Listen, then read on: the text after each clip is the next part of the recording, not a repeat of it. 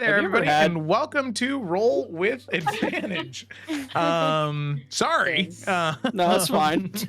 Welcome to Yeah, this no. evening's session, Book 5, Chapter 2 of the Tales of Evrand. Welcome to Sredina, because that's where we're going. So, very excited for today's session. We're going to go ahead and roll the intro, and then we'll dive right in. Oh, Nick will not be here tonight, sadly, but he's with us in spirit. Nick, if you're there, let your presence be known. Are you there, Nick? Hi, I'm Gak. Sub to the channel. It was him. All right, let's roll the intro and get in.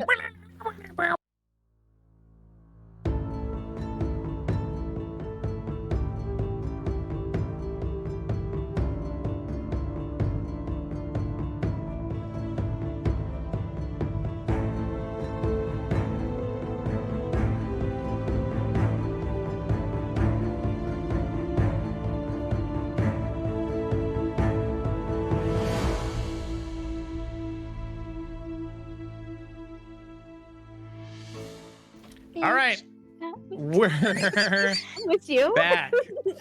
It's I didn't do that on purpose, just like the last time. It's just that's when the thing ended. Sure, Jan. So, but take it away, Jonathan. Welcome back to the Tales of Evrand. We got a very chill, serene session for you today. Possibly. I don't know. Maybe I'll throw some shenanigans in there. But before we get into it, we're going to do the summary. And just like as tradition on RWA, us DMs, we don't do that. Instead, the players do. So today, on summary, is Kayla. But before you do the summary, someone picked a Rachel quote. Who did that? We I picked had it. Felicity pick What's my the quote, of Felicity? last- Oh, do I have to say it? I thought Yeah. Rachel said it. Go Wow. ahead, say it, girl. I Own it. have to find it again. That's okay. I'm pretty sure I knew it was the Regina George one. Hold on. Wait. what? Oh my god. My name. Right It's, on the it's spot. Rachel's notes. Are you surprised? Yeah. Oh wait, I Control see one F is somewhere. your Okay, friend. there it is. Okay. Call me Regina George because I think I was just hit by a bus. I don't think there's a single ugly person in this campaign, and I appreciate it, John. Yes. Amazing. So there you go. Now onto the summary. Kayla, Yeah. take it away. So Joe helped me write the summary. He wrote the whole thing. Helped. Yep. So everything that happened last session. I'm not Ursa right now. I'm Kayla. This is Kayla. We boarded the ship and began to head towards the Eastvarian city of Sredina. As we began our journey to the city, there were several key things that happened along the way. For the most part, everyone stays separate from each other initially. After the emotionally taxing fight against Oberyn, most people found it best to take a small moment to rest and reflect. After the fighting, however, Gak and Umbra have a conversation. In the course of the conversation, Gak learns of Umbra's true name, Enid. Right? Yeah. Oh, okay, cool. I just want to make sure I said it right. Yeah. Umbra then found Yrsa in a small bed of flowers that she had made, and a very interesting conversation with her where Umbra said that it is not such a bad thing to have thorns, and that Yrsa should embrace it. Yrsa thanked Umbra and even offered for Umbra to stay with the party, but Umbra seemed to get super uncomfy the more Yrsa was super lovey. From there, everyone kind of departs and gets some rest. We all wake up, and in the morning there has been stew that has been prepared. Sadly, however, the ship seems to be out of spoons. But that is no matter for Gak, as he learns in that moment that he has the ability to create spoons. Temporary spoons, of course, but spoons nonetheless. We also discuss our next steps in terms of dealing with Basil's uterus, a now an expression for the assassination of her father. Strange, I know. Oh, okay. Strange, I know. We decide. Yeah, I wrote that. Yep. We decide that Tell we me will how you iron. really feel, Joe. We will iron out the details later when we have more privacy and less prying eyes and ears. Rian asks to see Umbra and Basil above deck later that day for some training. He also goes and speaks with his sister Sayori. He imparts words of wisdom and hopes to make her feel better. After that conversation, he heads above deck and begins his training with Basil and Umbra. The training goes successfully, even with outside interference. Cough, cough. Lessons are learned about trusting oneself and allies. However, not all is well. Later that night, Gak has a terrible nightmare. He learns of the future fate of Is that how that's spelled? Izarian? Izerin? Izerin? Izerin, and the little bits of what that Gat can do to actually help him. The main thing involves him going to Uthas, to one of the homes of Izerin. The last image that... shortly after the nightmare, Gak wakes up, conjuring magical sound that alerts Rian, and he runs into the room. Gak shares with him that what he saw and where they need to go. It very obviously weighs heavy upon Rian. While already in a very emotional state, later that night, Rian finally returns to sleep, where Umbra sneaks into his room. This time, instead of taking a journal and rummaging through it, she pulls a knife on him and threatens to kill him. She calls him by the name he had long ago before tragedy struck. He learns her true name and realizes who she is. Long ago, she was a young girl who befriended his son, someone that Rian knew long before he ever became an Alvain. She wanted to know if he was responsible for what happened to her family and to his. He denied. He told her the truth of the events, and encouraged her that peace could be found. To find love again is not to lose the love you had. There should be no shame in that. The two of them have a long way to go before they see eye to eye on anything, but for now, at least no one will get stabbed, at least on purpose. That evening, Yrsa received visions from the goddess Melora, visions of a grove and a beautiful woman speaks. Grove. A beautiful woman speaks to her. She tells Yrsa how proud she is of her and everything that Yrsa has done. It is incredibly wholesome and well deserved, especially after the time that Yrsa has been through. Early the next morning, Sredina can be seen on the horizon, but as they approach, Basil is up and ready to go for the morning's training. Enid is still asleep, but Rian makes sure that she knows that sleeping in for training is not something that's going to work out. A cold bucket of water later, it woke her up, but Rian is definitely fearing for his safety once again. I'd also like to throw in, there was a lot of, winking that happened during the previous training session. That was not mentioned in this, but I feel like it's important to highlight. The end. Amazing. Thank you. Amazing. Call me. So, before we jump back into the game, where the party is set foot into the city of Sredina, we're first going to pan back to Eldon. Yeah, it's a cutscene. Yay! Right off the bat, I love it. Right off the bat. I love cutscenes. What you all see is this is just, again, a cutscene. In Eldon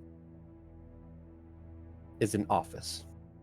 An office with a short-haired, blonde man, elven, who is sitting down. You see Eldar.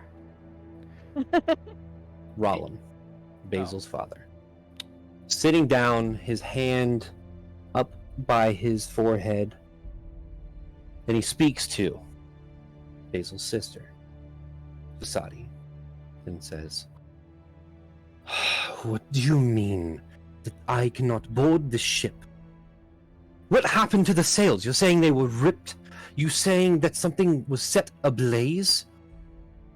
This can't be happening. I have to leave. Now! It's already been 2 more days than it should have." And you see Vasadi say, "I know, Father. I'm looking into it and investigating. I don't know what to tell you. I have everyone looking into it." Fine. But it better be less than 5 days. I don't have much time, and I need to leave now.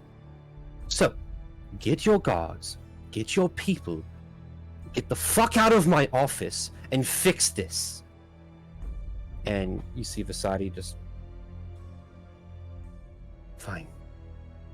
And Vasadi leaves, and you see Rollum slam the table and scatter papers across the room. I cannot believe this is happening. And he makes his way out of the office, frustrated, angry, yelling down the hallway. And now, we come back to the party. A change of pace. Sredina, the city owned by the Dagram and Isvarian empires, split down the middle, so to speak, the largest port on the western side of the continent, only rivaled by the Valamine capital itself. This port city, as you made your way into it, you saw almost hundreds of ships docked at the port. You see many fish markets and markets in general as you lead yourself into the city proper of Sredina. So, as you have freshly gotten off of the ship, after coming back from Isle Blackmore, the Seekers of Insomnia, you have, for the first time in a long time, the day to yourselves. So, you were heading in the direction of a tavern the last time we left off. And I will say, asking a few individuals, there are a couple. There is, inside of Melora's Mist, which is the central hub of the city, there is a giant market that leads out into the docks that also leads into a giant fish market. There are shops. It's almost bigger than Eldon's market. Almost. But it seems a little bit more chaotic in build and everything around. Looking around, asking the individuals, there are a couple taverns. Inside of Melora's Mist, there is a tavern known as the Silver Stallion. Let me pull up my documents so I know all of them. And oh, I messed it up. There's some inside of the docks too. Inside of Melora's Mist is the Silver Stallion. It is a lavish, very talked about tavern and inn. There is a couple taverns inside of the docks themselves for the sailors. One of them known as the Cracked Keg and the Rotten Donkey.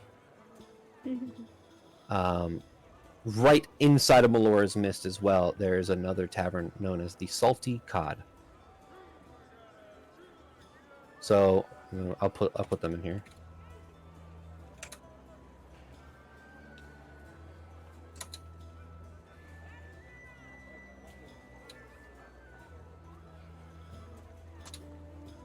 There you go. And there. Rottern. Yeah, you know. Sometimes you forget. Yes. So you have your choice of taverns. There's a market with many shops. There is a library. There is a temple to Melora. There is most everything you can find in the city. You will be able to. Sick. So where are you headed? I mean, I vote Silver Stallion myself. We just saved the continent, so we deserve a nice place to put our head. That is That one true. sounds the nicest out of These fuckers might not know it, but we do. But we do. But we do. And it's inside Melora's Mist, and that sounds nice. You're so Yeah. bad at that. Okay. Enid's Awesome. like, And don't worry, guys. The party fund will cover it. that's the first thing I was gonna ask. Who's paying? Okay. So to the Silver Stallion. Awesome. So as you make your way through the walls into Melora's Mist, you can see that the market is bustling. There are very many outlets and shops. There is, as you kind of walk through, you see a giant, almost greenhouse-looking temple. There are flowers and plants and vines that actually wrap from building to building, creating this nature-esque feel to the entirety of this part of the city. The cobblestone that as you walk through here there are flower petals that are just kind of lining throughout. It looks like maybe there was some sort of large gathering of worship for Melora, or maybe there was some sort of party that you just came into. But as you walk through, you eventually find a 3-story tavern that is not as wide as it is long ways, but you see the outside is a board that says Silver Stallion with the depiction of a stallion that is silver. There is magic to the sign itself, that the light doesn't look like it should be refracting off of it, but the stallion is like constantly moving as its silvery essence.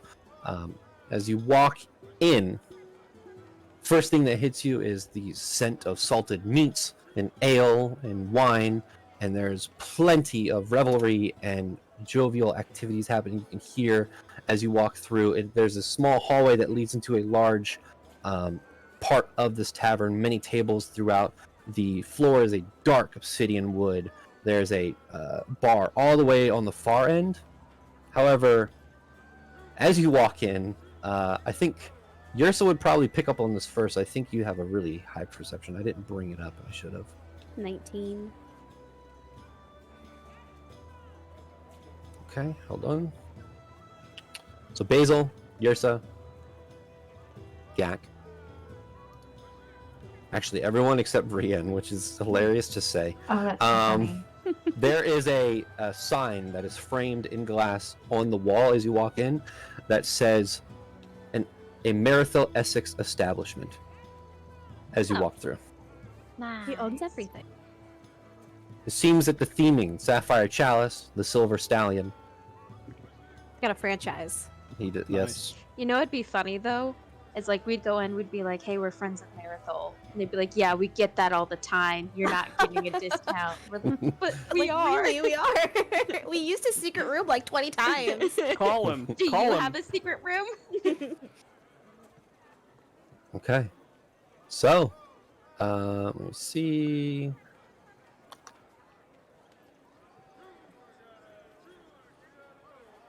Let's do this one. This one seems fun. Oh shit.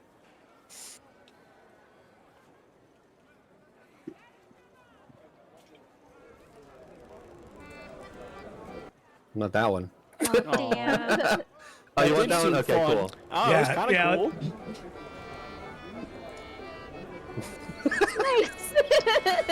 This isn't the vibes, but It would be if we were at the like cold cod or whatever you call it. yeah, the salty cod for Salty sure. cod. Yeah. I The couldn't think of cold it. cod for sure. Let's do what's this one? You guys are funny.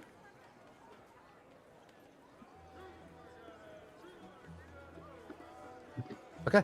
You walk in. What are you guys doing? There's a couple tables open. Well, I mean, Rian will look to everybody and say, well, you all can take a seat. I can go get us our rooms. How many do we want? One for each of us? Perfect. I mean, if it's in the budget. I We think could that ask first. we'll ask, but I think all things considered, we've earned some splurging. I'll go ask, and if they have that, great. If not, then I'll try and get as many rooms as possible. All right. Perfect. And yeah, Rian will head up to the front desk. He'll give the little bar a Ding knock. ding. Excuse me. Somebody here, help me. Guys I know. alive. I got a lot of money. I'm ready to spend it. Oh, is that what he Does said? Rian actually say that? No, oh Okay, my okay. God, no. No.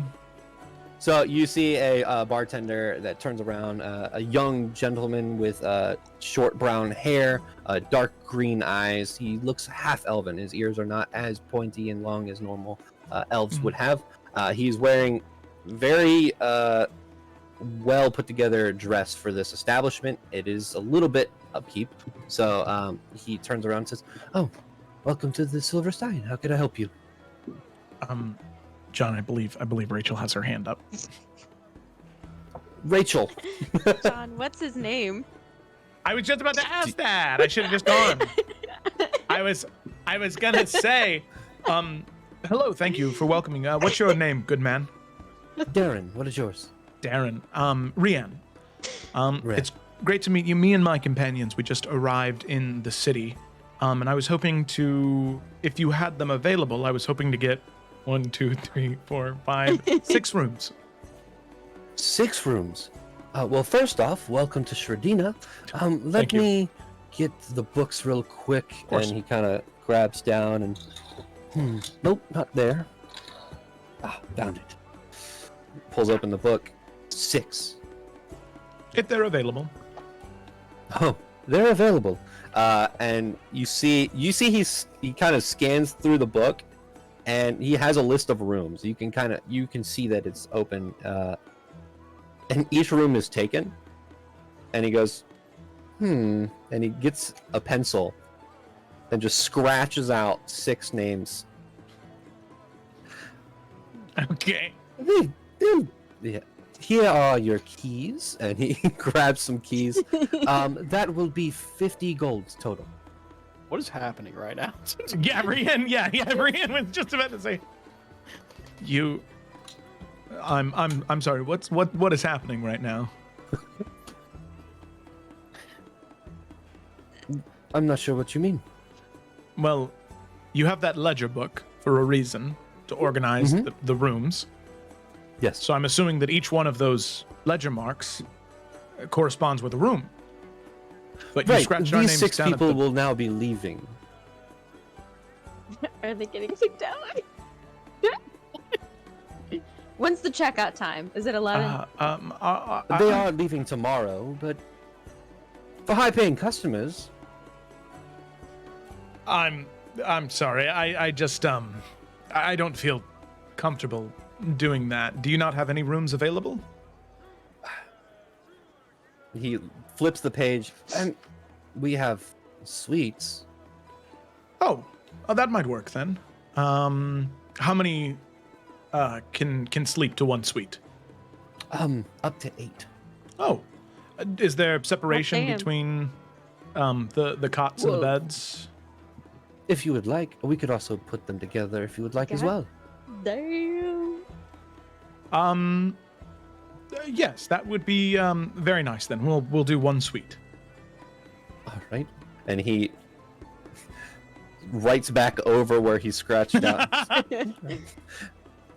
He writes down the 6 of you for the suite and says, that will be 250 gold. All right, we can do that. Now here's the thing, and Rian's gonna lean in, and he's gonna put in a special request, and I'm gonna message you, John. But he's gonna slide of his own personal money. He's gonna slide an extra 25 gold for that. Okay. Why can't I find a fucking pen? So you said 250? Yes. Don't worry, guys, we're still good. That's still so much money. God. And you said you're gonna message me. Yep. All right. If you wouldn't mind, it'll take us about an hour to get the suite ready. That's fine. There was a party yesterday. Some of the suites are still being worked on. What kind of party? Okay. Sure. That's Okay. fine. And then he starts writing everyone's name down, and then he hands you a key, and you can see that the key is silver, and at the end of the key is what looks like a horse's face. Oh, that's cute. Thank you.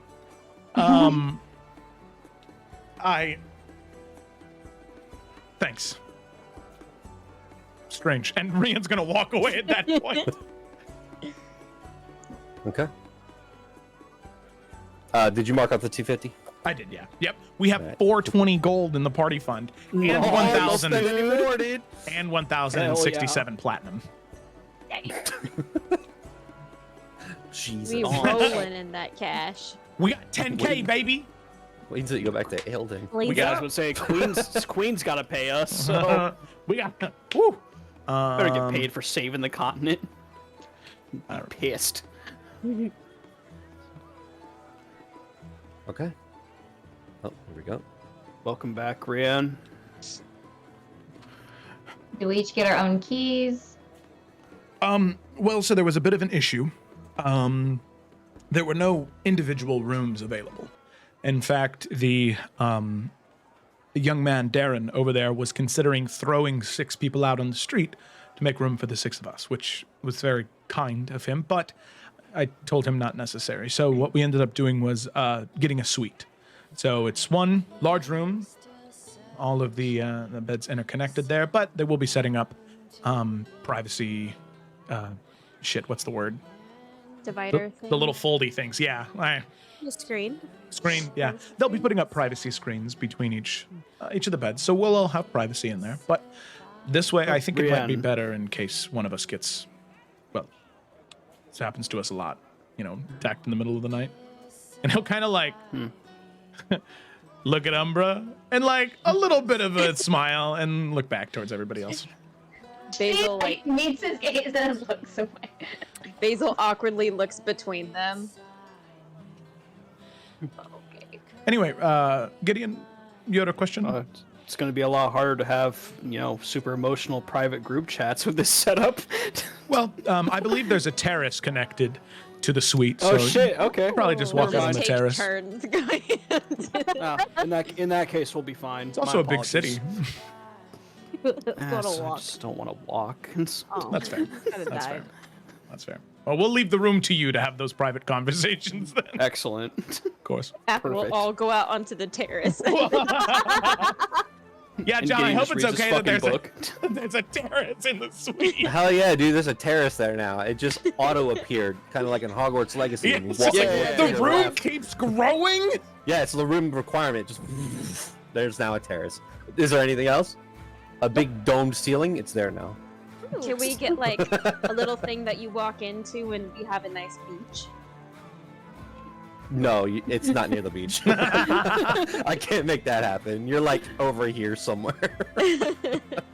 It can go out to the. No, I'm at like the never mind. room of requirement where you put your animals in. No, yeah, no. I got that. Step through it and. We don't All like right. things to be too magical here.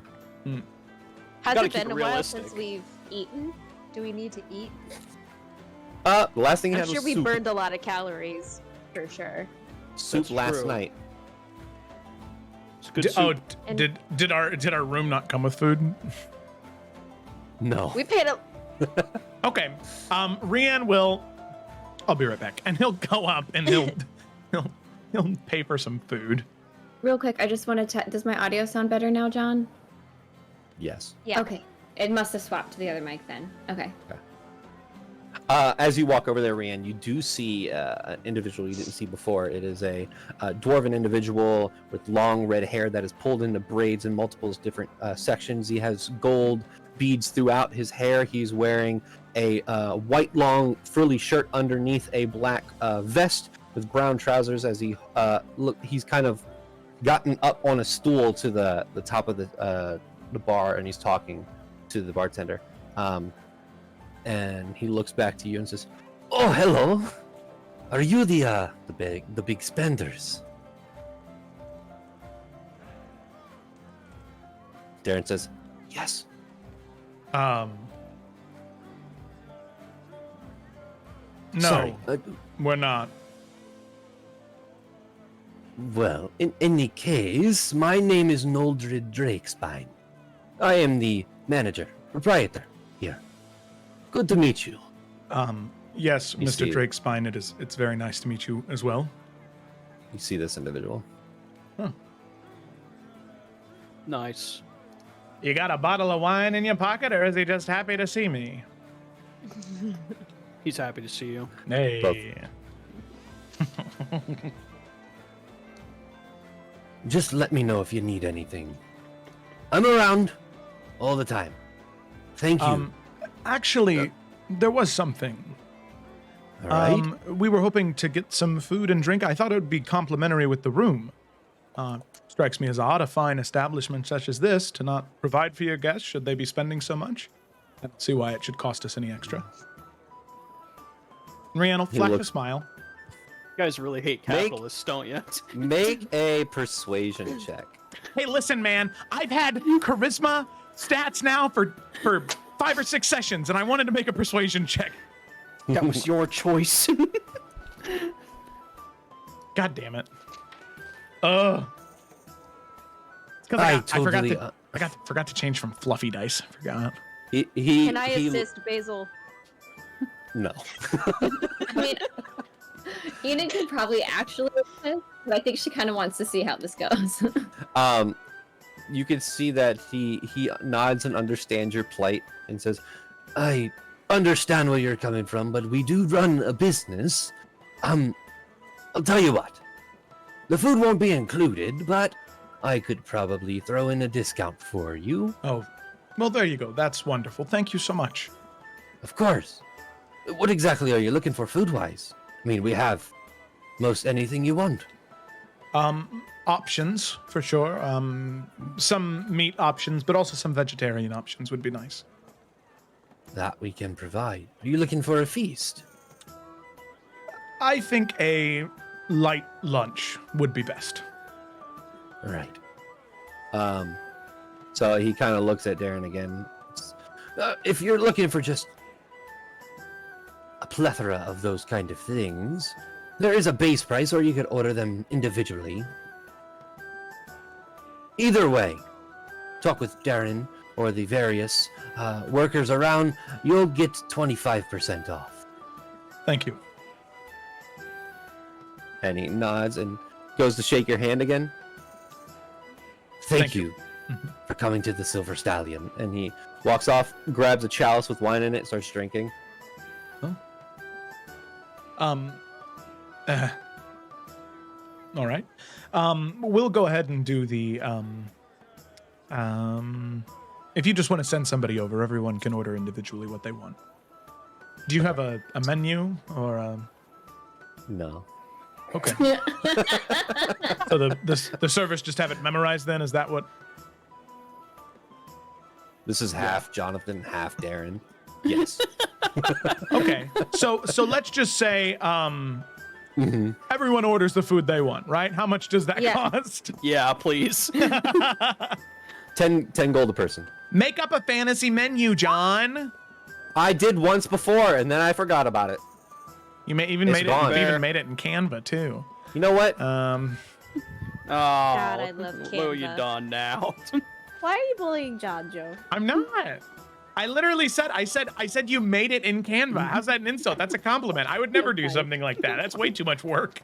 No, it's okay. Don't worry about it. Let's see. What we got in you this said book. 10 gold apiece?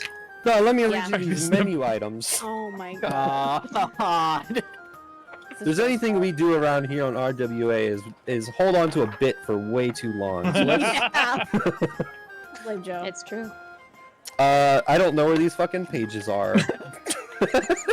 Okay. Well, I'm excited.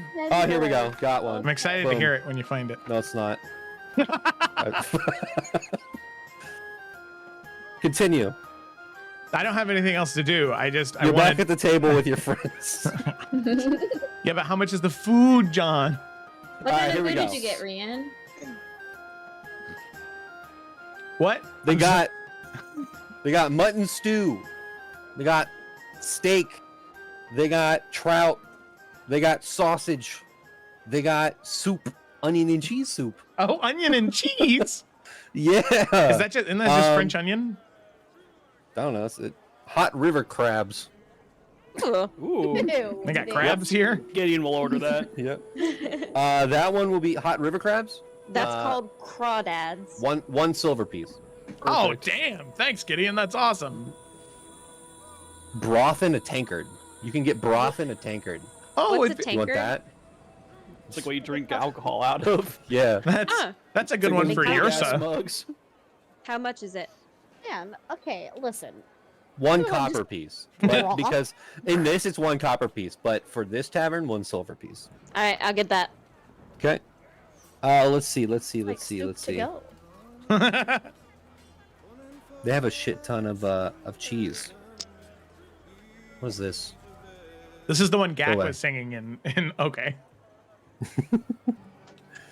They got vegetable pie. So it's like a shepherd's pie, but vegetables. Yeah, you're so eat Nice. Okay, how much is here in the Heroes Feast book. How much is the? This is the yawning portal. How much is the? How much is the vegetable pie? Two silver pieces. Okay, all right. So we're up to 4 silver pieces. And then ales and all that. Are we still good doing thing. this? Yeah, we're still Apparently we are. I. Just being annoying. Here, hold on. I'm fine to move on whenever. John is the one who's Here you committed. go. Go ahead. Okay. Take your pick. Here's what I'm gonna do. I'm just gonna subtract 60 gold because that's Okay. what you said originally. 60 gold? No, I said 10.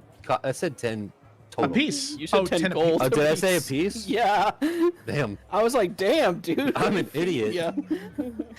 I thought it And was you were like, they got gold profit laced. takered. I was like, Jesus. Like, They do have gold laced tomahawk if you want that, you know? ooh, okay. Oh, wow.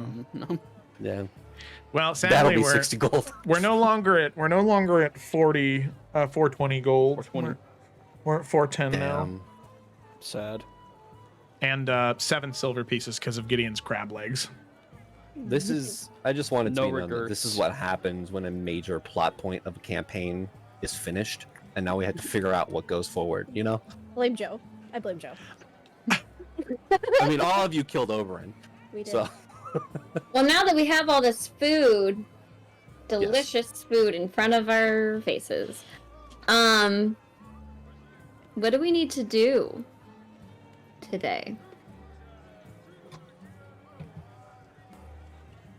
Is This that is all Umbra Basil in does? character. Yeah. Oh, well, But sure, that's Basil in character. Gideon leaning back just goes, we need to continue to talk about Basil's ovaries, I'm guessing. uterus, Oh, my specifically. mistake. All right. Yes. Preferably my ovaries or a uterus soon. I'm sure that as Because soon as... Good. Bound to implode tomorrow. We can wait to talk about this until we actually get the suite, so we can not use code words. Is there anything else, like checklist-wise, that we need to do besides just plan? Thank you for reminding me. Basil, can I take your shield again? Sure. And Thank she you. takes it off of, I'm assuming, her somewhere back and hands it Yeah. over to him. Thank you. I'll just set that down and go back to eating. I suppose Okay. there's really nothing immediate other than talking with Basil with what she wants to do about her father or uterus. Unless anyone else can think of anything, I think we sort of have time to ourselves for once. Mm-hmm. I think some relaxation is in order. Yeah, y'all have been through a lot. Well, you were there too. Yeah, but I didn't die. True. We could go sit on the dock of the harbor. Enjoy the fresh air, or not. We don't have to do that. It was I might probably go really take a busy. short... Might. I might go take a short walk while we wait for the room. Yeah, I mean, I would like to explore a little bit. I've never been here before, and there seems to be a very nice, different energy here than where we were.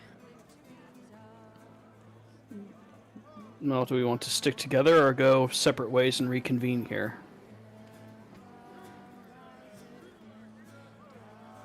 I guess it depends on what everybody else wants. Does anyone want their own alone time? I know we all had some of that on the boat, so I don't know if... I think that if anybody would like to go out, they can. I'll stay here and wait for the room to get ready, and then I can take all of our stuff in there whenever it is ready. Well, if it's all right, in motioning over to Umbra, I was hoping we could speak. I've been fairly out of it the past few days, and I'm worried that the lack of a proper introduction has been rude on my part. Not at all, and totally understandable, but sure. Maybe we go on our own walk, meet back here. It's fine with me. He said it was going to take, how long, Rianne? Hour and a half? About that, yes. Okay.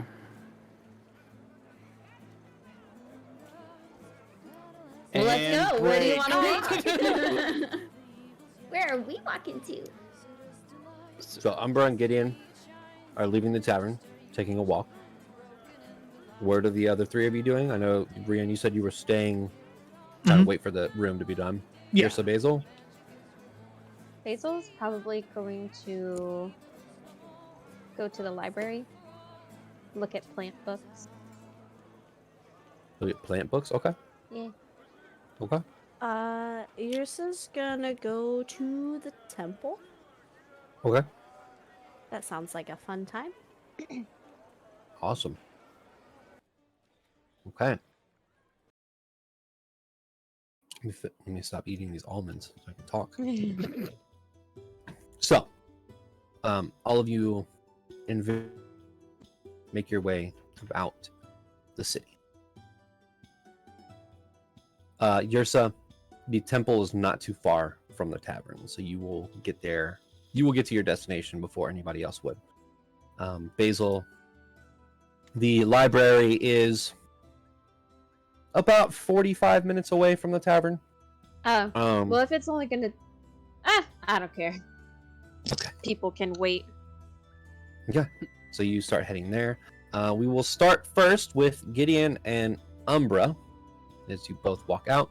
So you go in a different direction than those two. Gideon, Umbra, you guys can chat. Actually, real quick, I just have a quick thing before we go on the walk.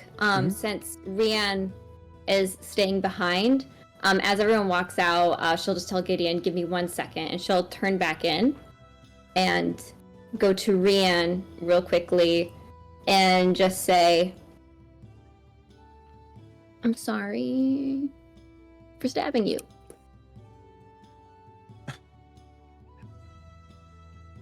And It wasn't cool. I'm sorry for telling you to just get it over with if you were going to do it. I mean, that one made sense. Well, yes, but I'm sure the situation would have gone a lot better if I would have approached it calmly and rationally. I mean, To be fair, if I would roles reverse, I wouldn't have been rational. Well, that's fair. That makes me feel better. It's all right. I was merely joking earlier. I understand. And I'm glad that we're off on the right footing now. Right.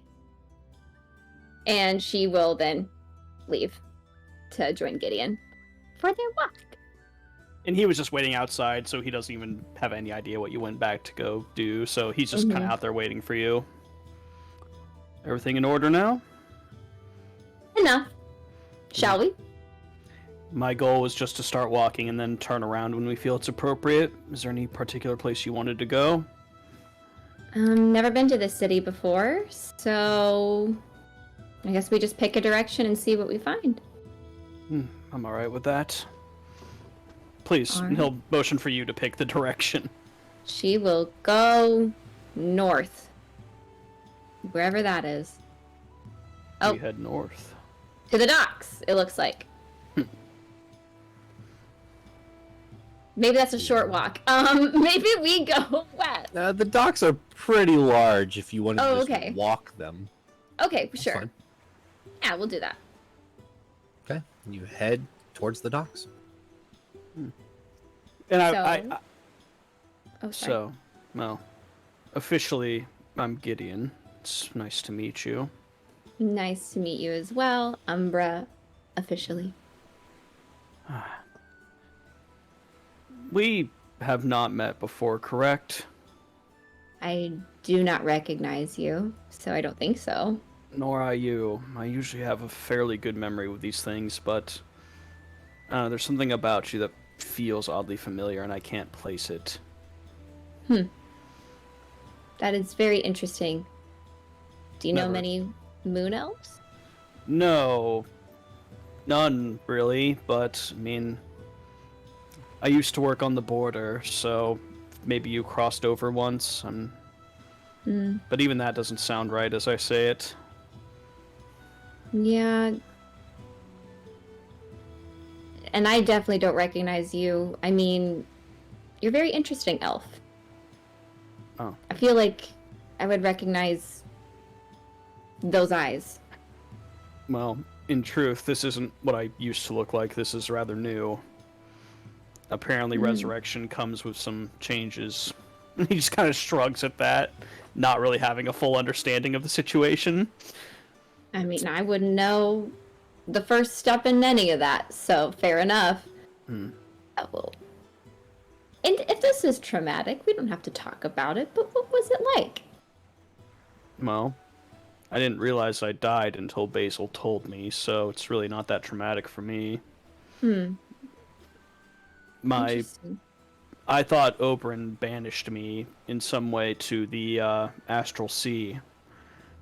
And my mind was just wandering. I was picking up so much information. I thought I was there for much longer than the 24 hours I was dead, apparently. It's hard to explain, but I saw many, many things. Many places. You see, he kind of gets like lost in thought, as it's kind of the first time that he's really kind of been thinking about it ever since it all happened again. Sorry, I'm here. You're good. That sounds very overwhelming. It was, but thankfully, once I started to get some rest, I was able to think more clearly and process more accurately what happened. I remembered where I was and what happened, so I'm fine now. I'm just different, I guess. What did you say? Okay, I'll ask. Moon wants to know, what it felt like to die. If that's not traumatic to answer. Who? So, I don't know if you've noticed, because you've been, pretty busy with, being alive again. I, have this, the moon talks to me. The moon itself. I think so.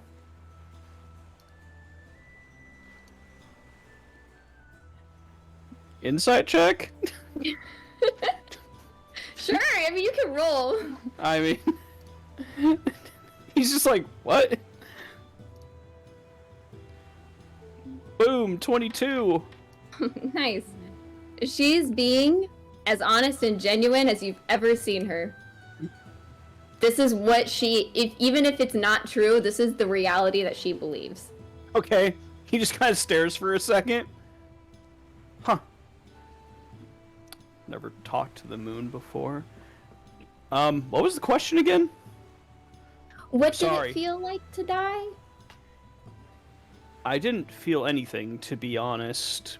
During the fight, Oberyn cast a spell, there was a flash of green light, and then, it was bright, and I shut my eyes, and then I was just in the Astral Sea. I didn't feel any pain. Like I said, I didn't even realize I was dead. Right. I mean, I guess that makes sense with thinking you were banished.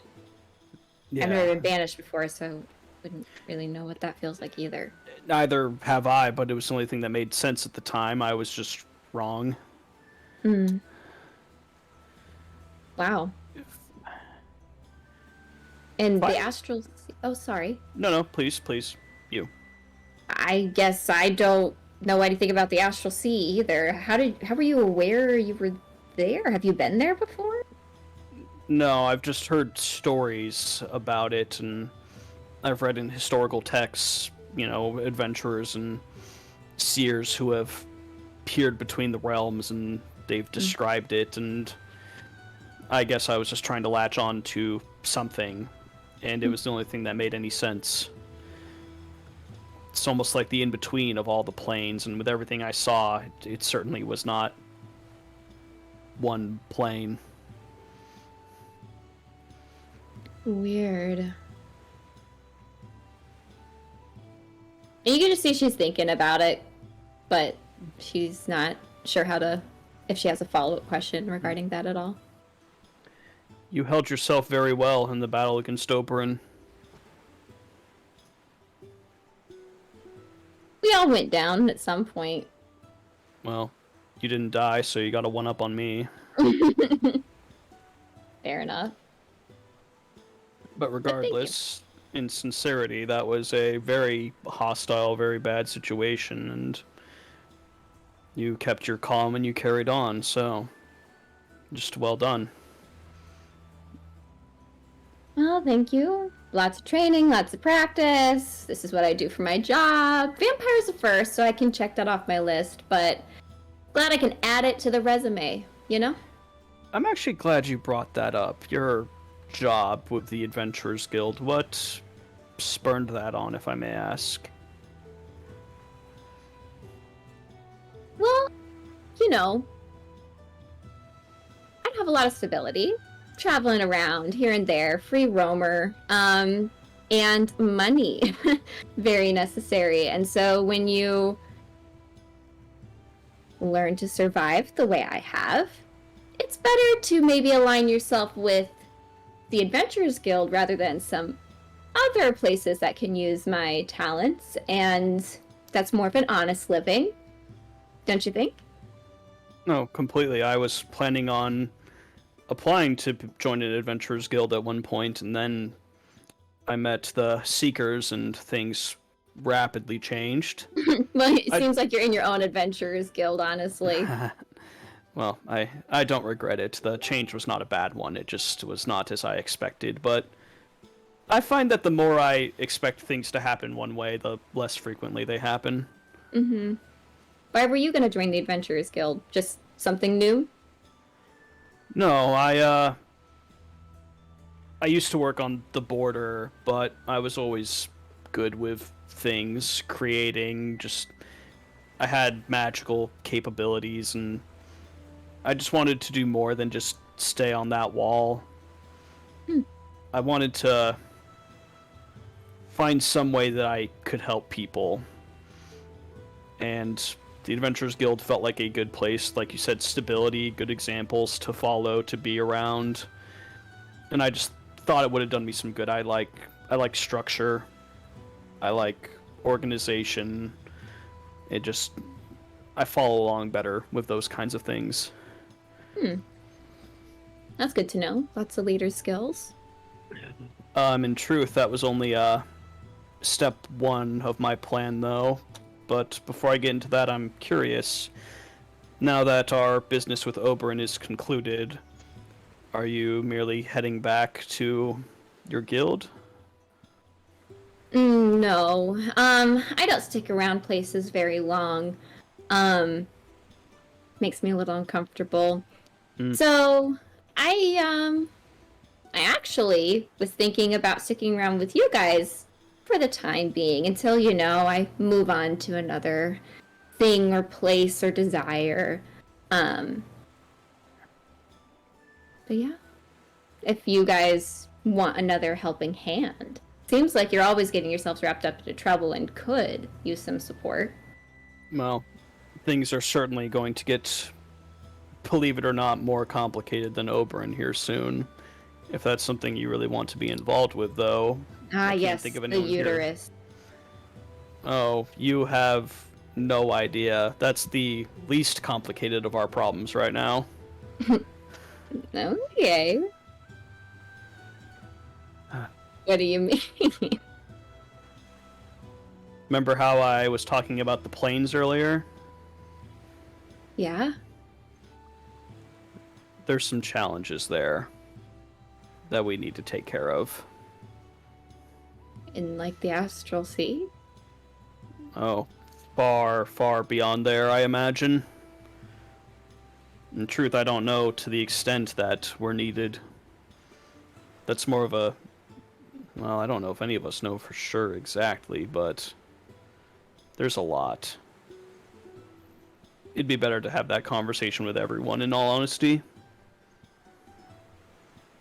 And you could tell, like, Umbra's like a street smart person, but she is not educated.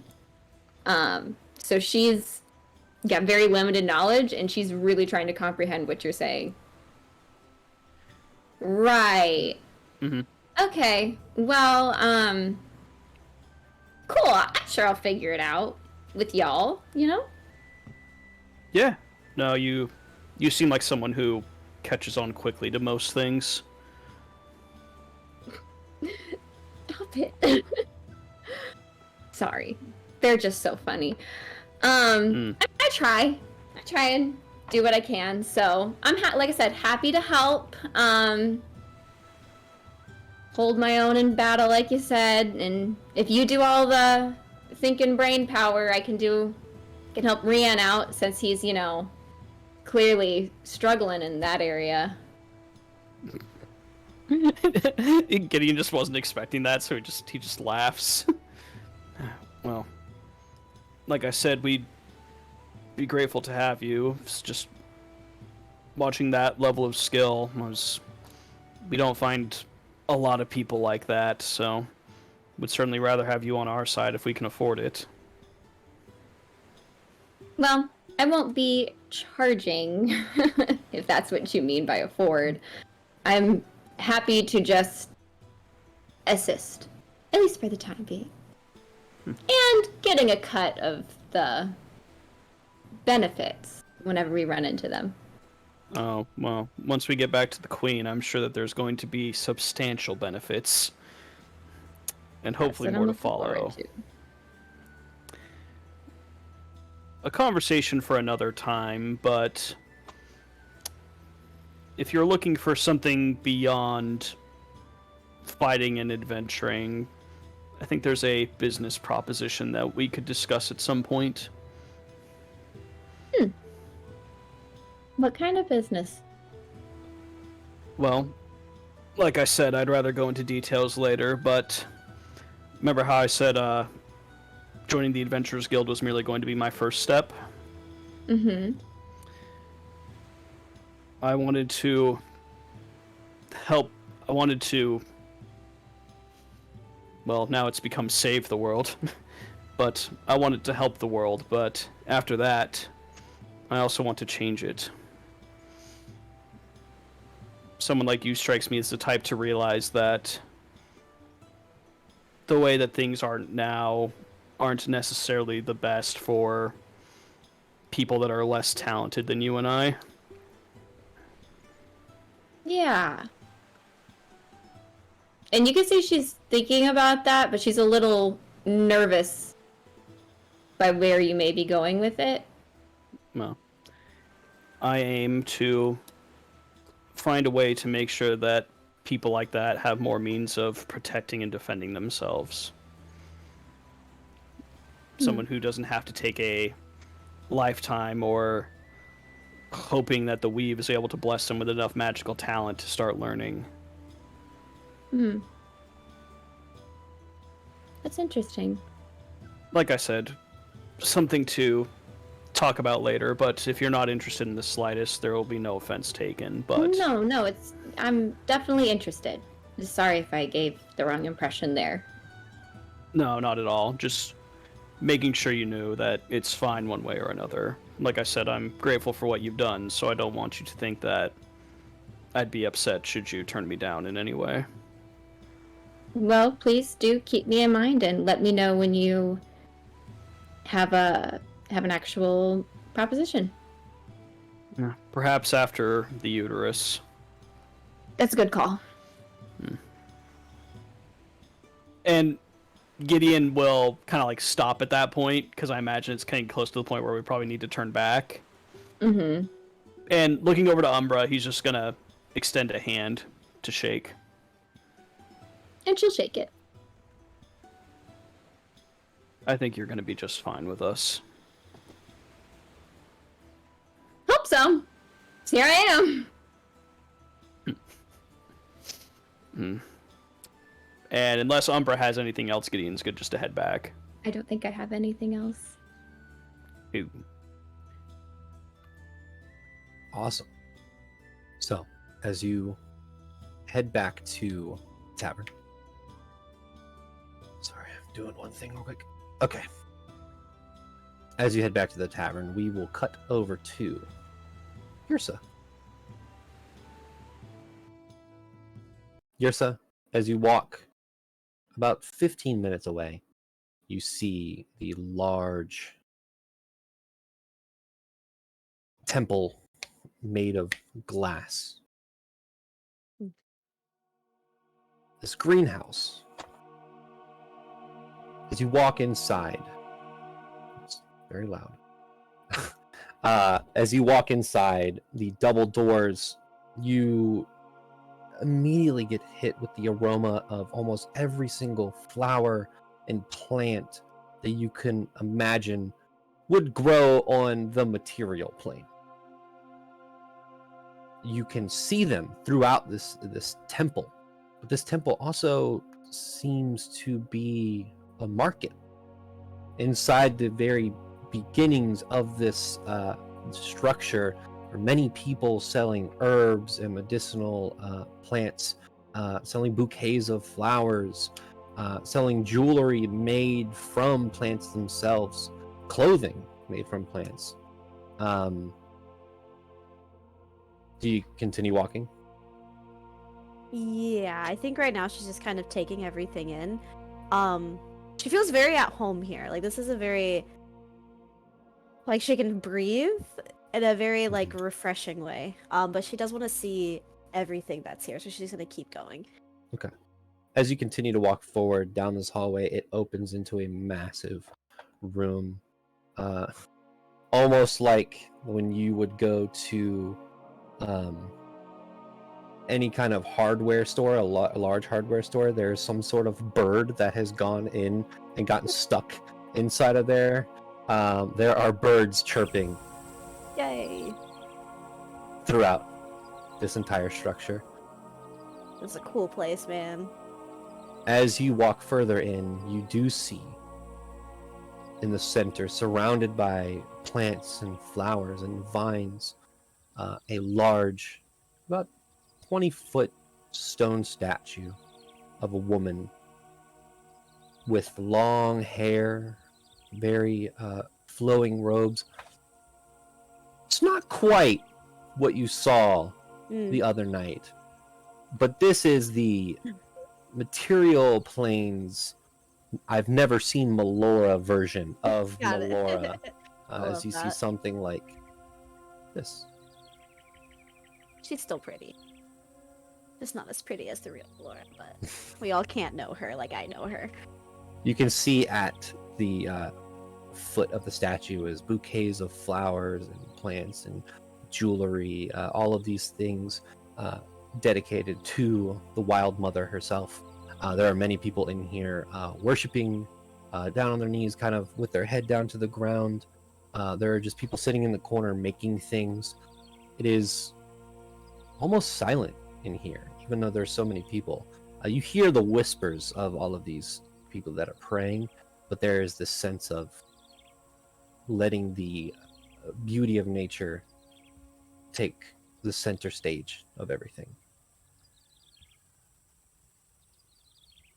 I think for like the first probably like 30 minutes that she's there, she would probably find a spot close to the statue, and if there's like a nice open spot, she would sit down, and she would druid craft a couple flowers to lay down. And I think she would just spend a little bit of time in prayer and meditation herself. And probably just get lost in the fact that this is existing inside of a city and it's just so quiet, and moments ago there was just like the noise of the docks and just people constantly, but like this is nice. So maybe after about 30 minutes or so she would be content there, but then she would try to find if there's someone who looks like they're in charge of things or like running the place, if that makes sense. As you look around, you don't see any individual that would be running the place. Okay. It seems like this is almost a self-sufficient temple. Okay. However, there are individuals that are dressed in dark greens and oranges with the symbol of Melora, either through necklace or on their garb itself. These clergy of the temple. Okay. She'll probably find someone to go up to, and in a very quiet voice, because she does not want to ruin the vibes. She would say, "Hello, my name is Yrsa. Is there anything that I can do to help here?" You see, hold on, I'm gonna copy paste this because this is the symbol of Melora, just for everyone. You see a female elven individual with her hair pulled up into a bun, dark brown hair, piercing blue eyes. You can see freckles on her cheeks. She looks probably young for an elf. She says, "Your presence here is enough to help. Spreading nature in the word. Is there something specific you look for?"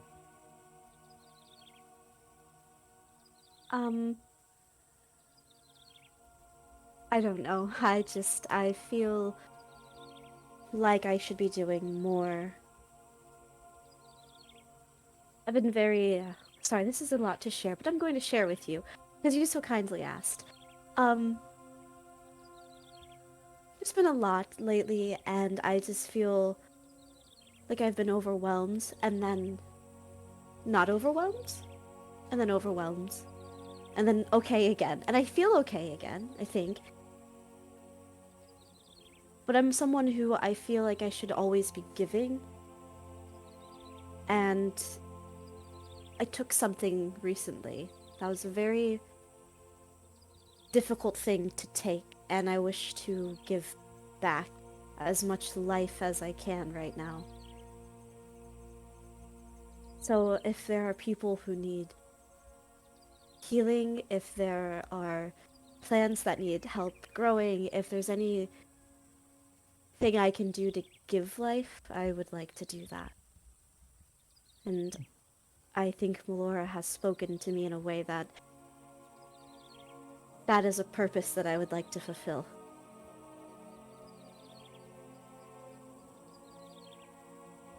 I can tell that you hold nature in a very high regard.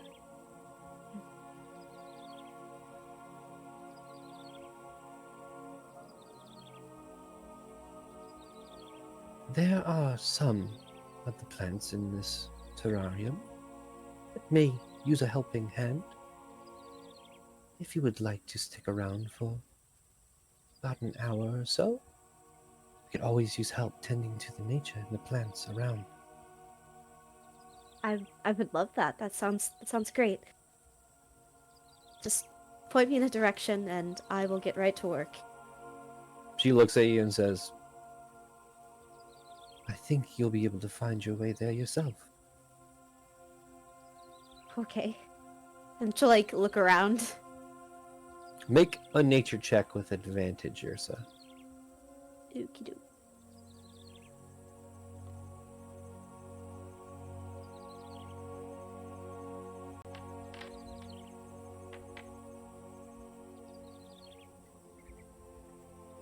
"23.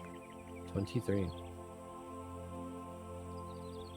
You stand here in this large domed section of this temple. The light beaming through, and there's an abundance of sensories around you. And it's been a while since you've connected with nature. Truly connected with nature. Ever since you left home, you've traveled from town to city, in the depths of hell almost. But you've never found time to truly connect back with your roots. And you sit there and You look around, eventually close your eyes, and it's almost as though, even though your eyes are closed, you can see all of the connections to all of the plants. Like their roots are connecting with you. You can see all of them around you, the vines that lead up the side of the temple, the flowers that bloom from the bushes around. You make this strong connection, and you also start to feel those thorns that you've built around yourself start to soften. You feel in a very far distant corner there are a couple of these plants that could use some assistance. And as you walk through the temple towards them, it doesn't hinder your movement, but there is this, like, almost roots are attached to your feet every single time you walk, and you leave behind these flowers, small flowers, as you walk through. Some individuals actually look up and watch you walk past and then start praying again. But you find what looks to be some lilies in the corner that don't have enough sunlight and are drooping a little bit. Just cast sunlight. Blinds everybody. Ah! Yeah, Yursa would definitely spend some time. Yursa, and I'm sure like her and Basil have probably like bonded over this, but her way of like nursing plants back to health is that she's just gonna like have a whole conversation with this plant, because like talking to them makes them better. So she's gonna have a whole conversation about their entire journey here, why this plant should be really, really strong, and that if it grows up and shows how beautiful it is, that everyone is going to cheer for him and support him, and all the other plants are going to be clapping and cheering, and it's going to be a great time. So she's just going to have a conversation with this plant, and of course, like, water it. But talking to it, I think, is her favorite way of getting it to grow. So over the next 30 or so minutes talking to the plant, you do watch the color return, and the plant itself actually does start to perk up more. It seems that life is growing back into it.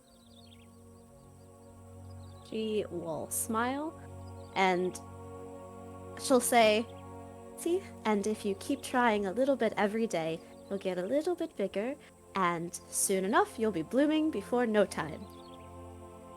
And she'll give it a little pat with her finger. And then she will continue to find others and do the same thing. Okay. While this is happening, off in the corner, about maybe 30 feet from you, behind some pillars, you hear a sound that sounds like a pop. And you hear this noise of In my Christian Minecraft server? What the fuck? It's so nice here!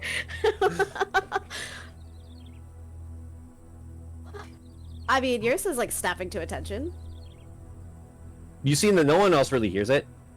Everyone's still going about their business.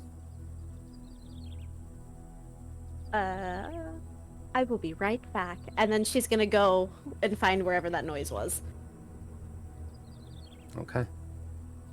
As you go around the corner, you hear this chomping, this gnarling sound. Why can't I find what I'm looking for?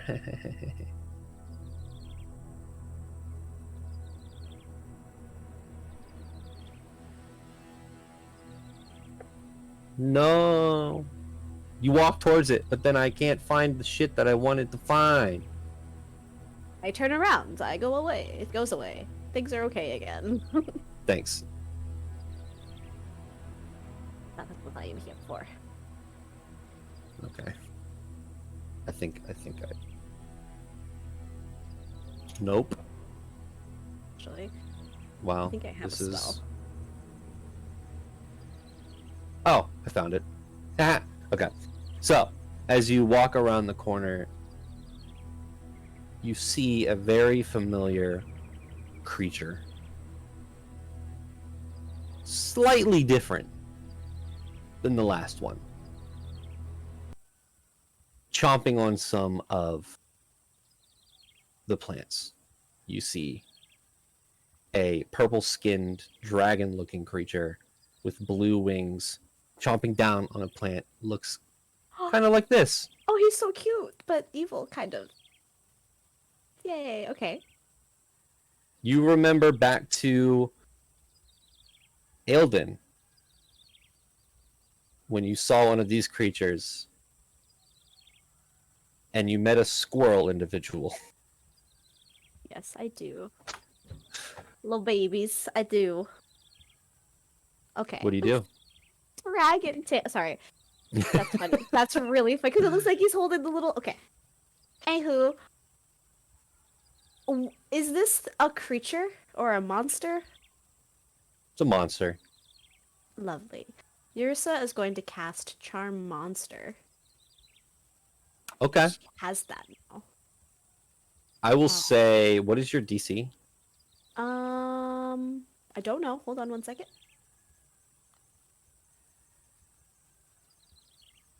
Charm. 17. Wait, no. Yeah. Oh, this is so fun. 17. So, as you cast Charm Monster, there's no roll. Okay. The creature, the child of Nidhogg, is chomping down on these plants, and then stops as you see the magic hold. Turns around. What are you commanded to do? Excuse me. This is not a place for you to eat. You should not be here. It's time to go home.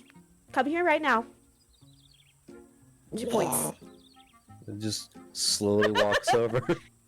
Its head all the way down, but it's like butt almost in the air. It's like Spit it out. blah. That was very good. Pat, pat. Now it's time to go home. Do you understand?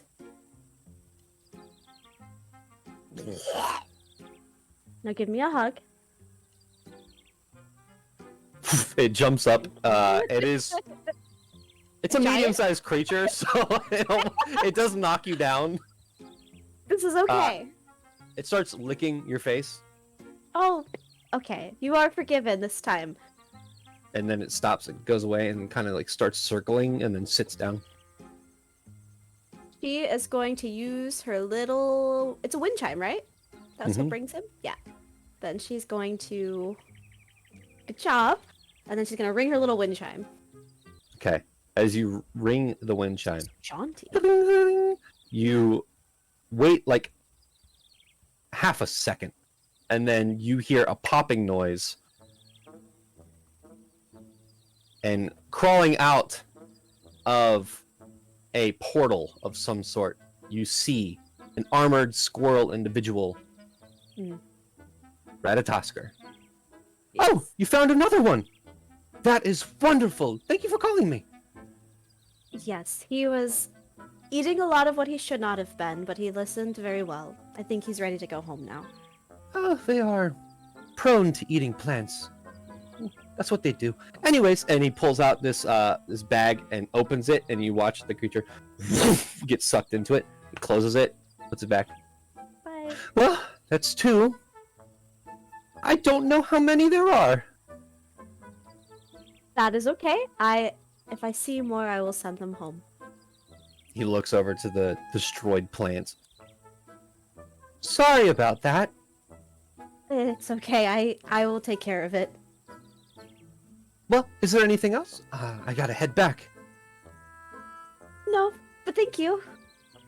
Awesome. You've been a great help. You're doing awesome. And he turns around and says, bye. And a portal opens up and he jumps through and Bye. it slams on itself. Yours is gonna. And then the pretty music comes back in. She's gonna like spend some time cleaning up the munched leaves. But she has like a very noticeable like smile on her face, and she's just kind of occupying herself by cleaning up the damages. Okay. I will say you're able to clean it up. You're able to fix the plants that are. They have definite holes and tears in them. Kind of like when you see plants of like a caterpillar is eaten, but it's still alive and it's still there. These are what they look like afterwards. Is there anything else, or you just kind of hang out here? She likes it here, so she's gonna be here for a little bit. This place makes her very happy. So she's good to just continue to vibe. Awesome. So we will now travel over towards Basil. Basil, as you walk through the city, you walk past the market, you walk past many establishments, buildings, and in front of you in the distance, you see a large cathedral-like building with a domed ceiling. It is this marble-esque look to it, but it has shimmering blues and greens engraved into the stone itself as the sun kind of refracts off of it. You make your way towards the Grand Library of Sredina. Not as large as the one in Eildon, but definitely large enough to do some research. Nice. So, as you enter the library, you do see that this library is about 3 stories tall inside. There are bookshelves that actually seem to be floating across as people kind of call over books as it lands, and they start opening and taking out books, and then the bookcase lifts off and goes back again. There are definite, as you look around, there are these tiny little mechanical, not creatures, but constructs almost, that look like just a singular ball with a propeller up top that is kind of going around, and with these large, long, like crab-like hands that pick up books, fly over to somebody and give them the book and fly back. You definitely can see some Dagrum influences in here. There's also in the center what looks like a globe of the world just kind of spinning. What would you like to do? So I know I said she would be here to look at like flower books, but I changed my mind. What I'm going to do instead is she is going to go up to one of those what are they called? The little things that go grab books. That is not the vibe. Like a book cart? What was A like the- librarian? Those Got things. Are you what talking was about the it? mechanical constructs? Yeah. So You do don't just know say- their name, but they're just kind of floating around. But you can see just kind of observing everything. Here, let me play some music first. Because can you say, like, can you go grab me a book about blah, blah, blah, and they'll go get it? Yeah. You do Okay. see that actually individuals kind of like snap their fingers and one flies over. They don't have facial features or anything. It's just like this ball with a propeller and 2 arms.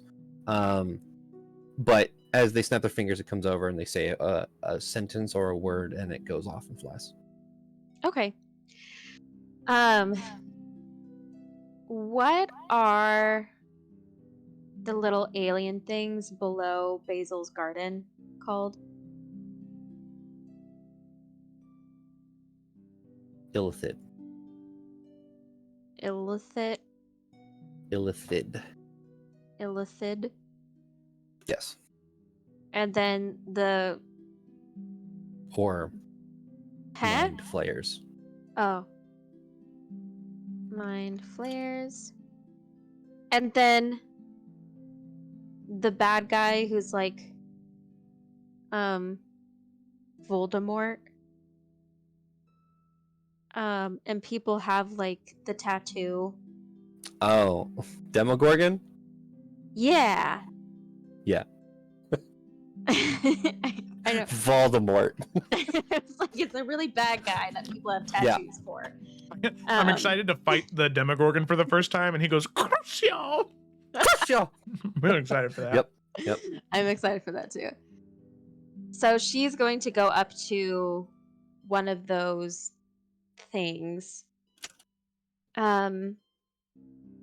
And she's going to just say, hello, books about lid.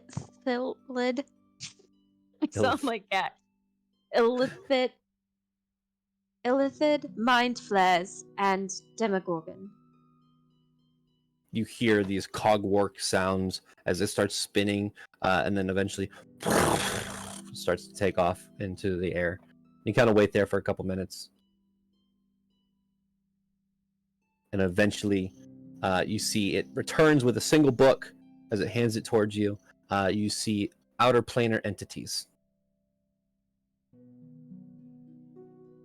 and it flies off.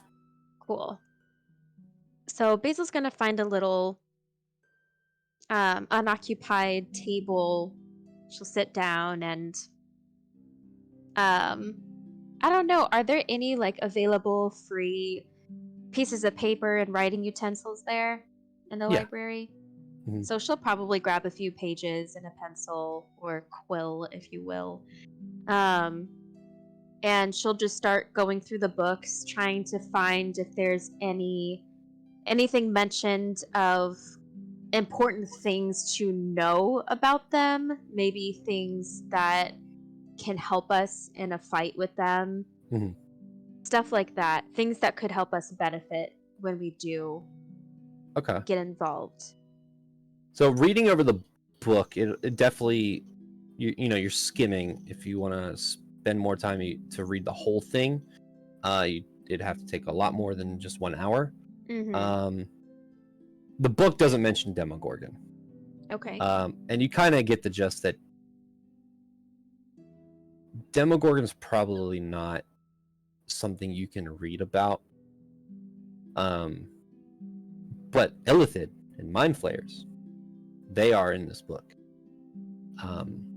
They are creatures that are said to have come from outer space, come from the astral sea itself, during or before the Age of the Calamity, and at a certain point thought they were wiped out by the Calamity itself. However, there is what is called the Underdark, which is an entire system underneath the world. And Illithid are said to have retreated there during that age and time. And what I could do for you is I could put like a little thing together so that you can get the information. Yes, please. But as you kind of read it, Basil gets the gist of, oh, these things take over your mind and then try to eat your brains. Like, that's what they do. They try to stun you with psionics and then use their beak to pull your brain out of your skull. That is what they do. They are not fun at all. No. And yeah, what I can do is I can give you a doc for all of the information you would find out about the Illithid and Mind Flayers. Is there anything that may have information of like, are there little specific things that Illithid and Mind Flayers don't like? You know how vampires don't like sun or crossover rivers? Definitely anything in the Underdark does not like sun. Not that it would harm them, but because these creatures have lived underground for so long, they have never seen the sunlight, so sunlight can blind them. Cool. Other than that, in the book, like weaknesses, they don't really have many. Damn it. They are very, very intelligent creatures. However, the ones that you know of underneath the town you left, underneath your garden are no longer normal illithid.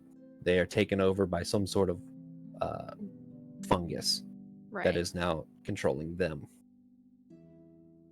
And there's like no way to really search for fungus because they'd probably come back with like actual fungi. Yep. That is Cordyceps. not taking over. Yeah. Okay.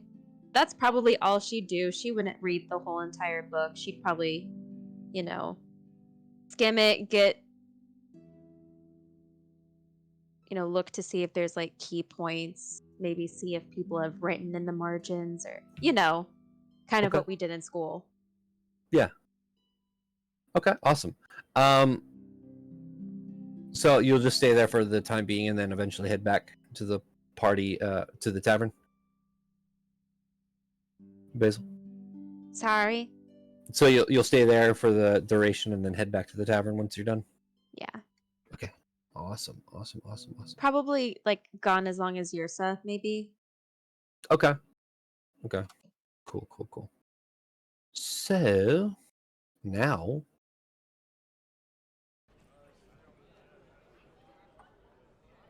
we head back to the tavern.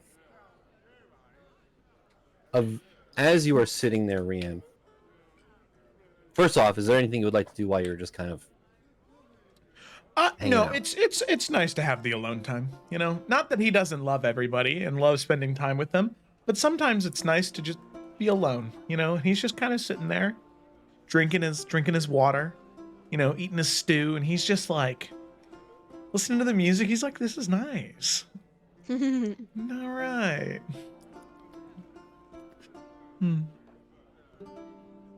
Okay. As you listen to the music and kind of just take a rest. It's been a while. Definitely been a while. T3, Jesus Christ. You just kind of start people watching. You see through the individuals throughout here, there seems to be a sailor that looks like he just came back from a long voyage and is at the table with what could be his wife, significant other. They are sitting right next to each other. They've pulled their chairs over next to each other and they're sitting with their arms held together, drinking and eating and laughing. You can see individuals in the corner playing gambling games, playing dice. Next to them, playing Dragon's Chess. You can see that there's tables filled with just sailors in general. They are talking to each other about their voyages, talking about what they've done, where they've been. It's nice, and you get this feeling. What would have happened should you not have stopped Oberon? This would have been the first place that he would have camped. These individuals, these memories that are being made would be temporary and then gone. And you get the feeling of accomplishment. You know that your party is out in the city, enjoying themselves, not in any danger. It feels good. It feels good for the first time in a while for it to be like this. I would like you to make a perception check. Okay. Your boy ain't seeing shit. Oh, well, maybe you will. Oh, nice. Still haven't changed my dice. Okay. So as you're kind of people watching, is there anything you're doing or just still kind of just sitting there? No, I don't think so. I think he's just sitting, enjoying the ambiance. Okay. The 17. Something does catch your eye. One of the tables surrounded with looks like not guard, but definitely hired hands with the symbol of Valamine. And sitting at the table with them is an individual with dark brown robes, tunic with the greens green accents, with a long black cape, with furs at the top. His black hair, is pulled back in a ponytail, pointed ears, and one side of his face is mangled.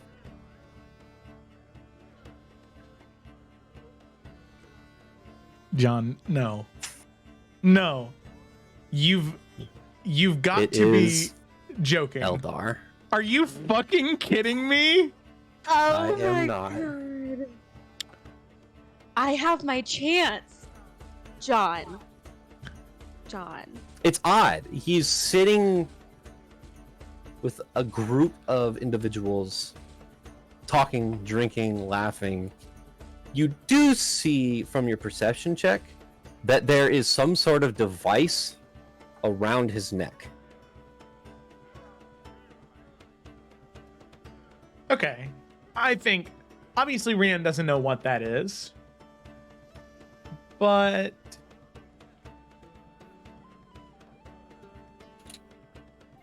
he'll nod.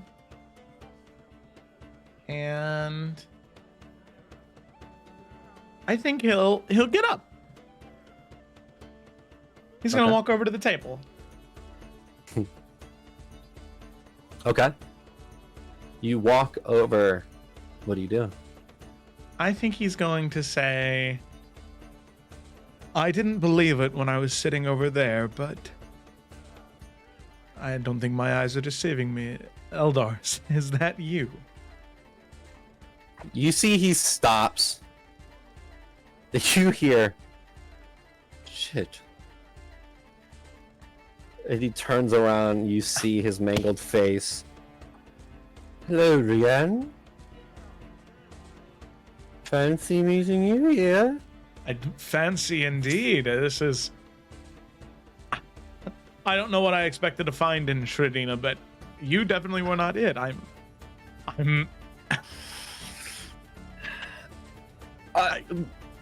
Before you maybe come to conclusions or No, I assumptions, I am here on business. I'd love to hear your story.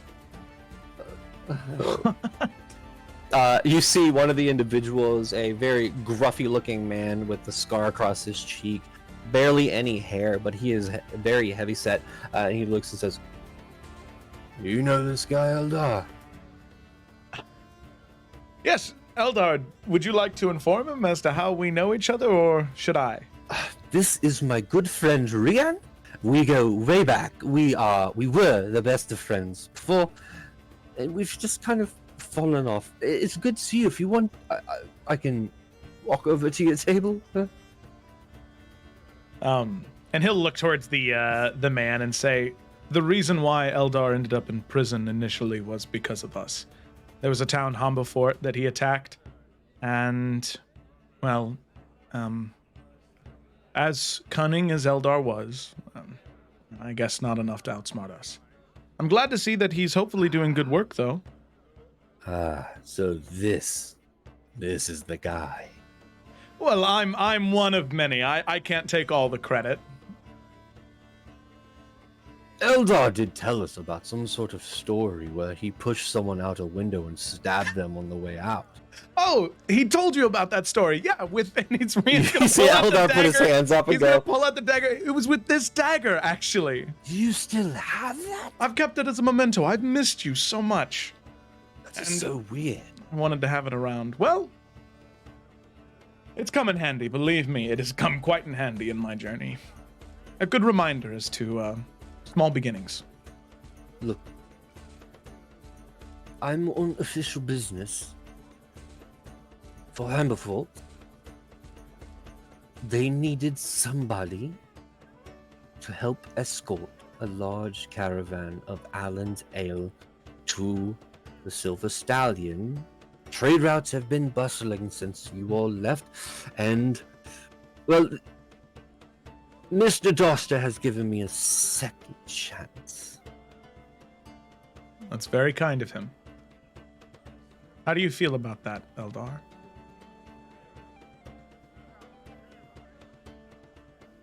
Good. I feel good about it. Look, I know when we first met, it was not on the best of terms. Actually, probably is the worst of terms. Well, I won't say the worst of terms. After our encounter with you, things went downhill quite a bit. So you're not nearly the worst person we've met. So consider that a compliment, Eldar. It does make me feel good. That's good. It should. If it makes you feel any better, and he pulls at the thing on his neck. Valamine likes to control the people who are employed under them, because I am a known criminal. If I do anything stupid, I will be teleported back to my cell.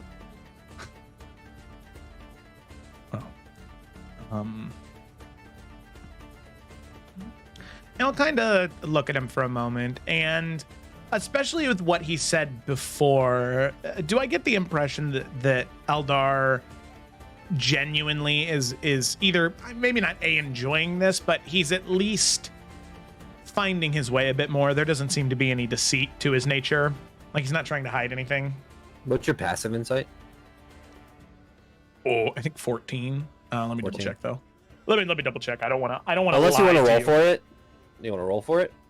Oh, let me see what my we can passive. just use your passive. Well, It is 14. I for some reason exited out of my character sheet like a big dummy. Yeah, my passive insight's 14. I say on the 14. You can see that he's definitely having a better life than he was previous. And he doesn't seem to be upset at his current situation. Okay. He's honestly at this point a little scared that you are here. Oh, poor bud. Rian will kind of take a note of that, and I think some of the I don't know, dicky behavior, the playfully between the two of them will kind of melt away from Rian, and he'll look at Eldar and the rest and say, well, Eldar, I'm very happy to see that you seem happier. And regardless of what happened between us, that does make me happy to see. He leans back.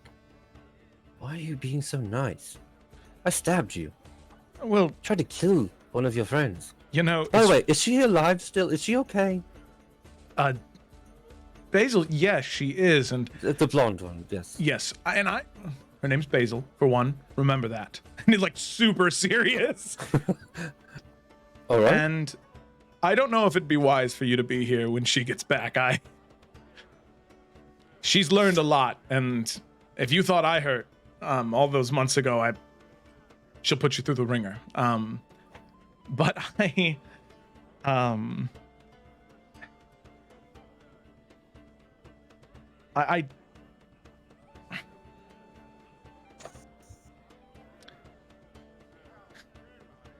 and he'll kind of stop and say, well,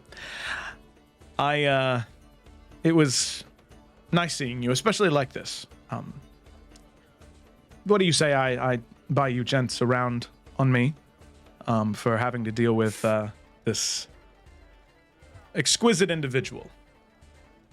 One of the individuals, he has very bright red hair, green eyes, very pronounced orange beard.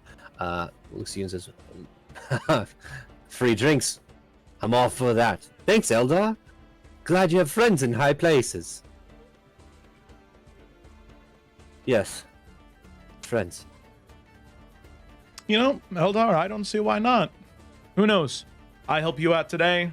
Maybe sometime in the future you can help me out.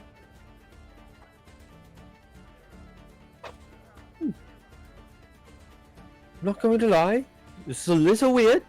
Little unexpected that you're acting like this. I mean, if you want, we can relive the past. You can throw me through a window. No. I can knock you unconscious, if that's really what you want. He looks past you and sees Gak at the table, and then looks over and waves. And immediately, no, it's fine. No, we don't have to live any of that. As you can see, his side of his face kind of twitch. Rian kind of grimaces at that, remembering that Innocent Gag fucking blasted his face off. Yeah, he gave him the Danny DeVito special. Oh God. But yeah, Rian he'll pay for the round of drinks for the table, and out of his own money, not the party fund, out of his own money. But he will he has thoughts for Eldar. But he will say, and I am gonna be very honest with you, the rest of them will be arriving very, very, very shortly. He immediately gets up. Well, I think that we should go explore the city a little more. And one last thing before you go. I know what you said earlier, that it's strange to you that I would be so kind after you stabbed me and threatened my life. You wouldn't be surprised, actually, how often that's happened since our last encounter. Seems like that's just how I make friends sometimes. Anyway, I will let you get to it. I'll let you avoid. I will let them know that I saw you here, and then I guess you'll just have to hope you're really, really good at hiding. There's one thing that I'm usually good at. Well, it's good to see you again, Rian. Let's go. And he kind of taps him, the orange-haired individual. Thanks for the drinks. And he drinks, grabs Eldar's, drinks that one, slams that down, and then they walk out the back. At this point, Gideon and Enid would have made their way back to the tavern, followed by Yrsa, and then followed by Basil. You all reconvene in the tavern. You have your key, Rian. The suite is ready. Okay. The special request that you put in has been prepared. Thank you. And he'll thank Darren before they head up. But first, he will say to everybody as they sort of gather together, before Gak lets it out, while we're in the city, I think that, well, I saw somebody that I think most of us, excuse Enid here, recognize and know quite well. Who was it? Who's Enid? Oh, Umbra. Umbra. Sorry. Enid's her actual name. You're muted. It's on me, you. Damn it. Well, she said, what, you don't want to introduce me to your friends? Friend is it's a choice word. No, you're free to meet him if you like. No, these guys. Fuck you, Who is Rand. it? Well, I Who know. is it, Rian? I thought you were talking about the person that I saw. Sorry, that was Job having No, 'cause stupid you brain. said Enid. Gideon said, who's Enid? And then Enid said, yeah, who's Enid? See, and then you said, sorry, Umbra. And I said, you don't want to introduce me to your friends. That's what happened. Okay. Rewind. You were talking about Eldar. Okay. No. So Rian will say, yes, I suppose there's been so much happening today. I forgot to say something about it, but I had thought that I had recognized Enid, or Umbra, as she introduced herself to all of us. And he'll look at him he'll look at Enid like the thing. Go on. Well, Enid and I actually know each other from before. Even before I met Yrsa. Back home in Syria. Enid, she grew up with Isaac. Two of them were honestly about the same age. If I remember correctly, they were quite good friends, and I hadn't recognized her because, well, she has changed a lot more than I have over the past years.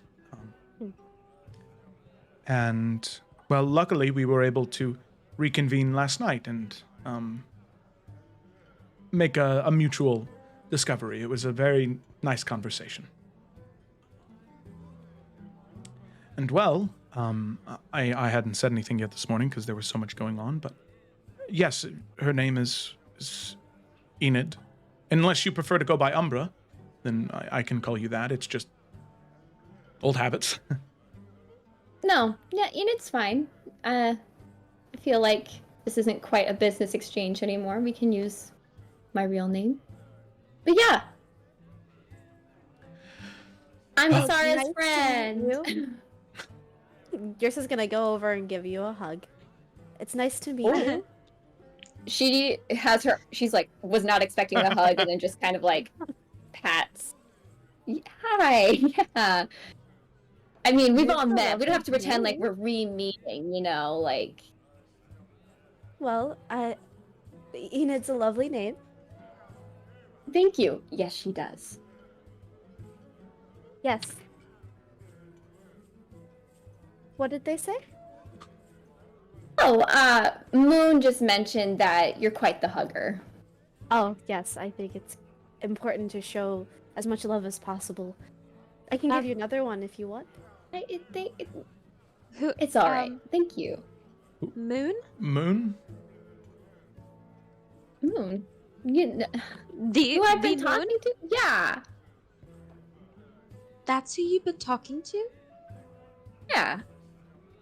I've always wanted to talk to the moon. Why? Because the moon does so much for us. Thank you. Have you ever heard of the tides? No, I've never heard of the tides. What are they? The ocean tides. Yes, I know what the tides are, Oh. Basil.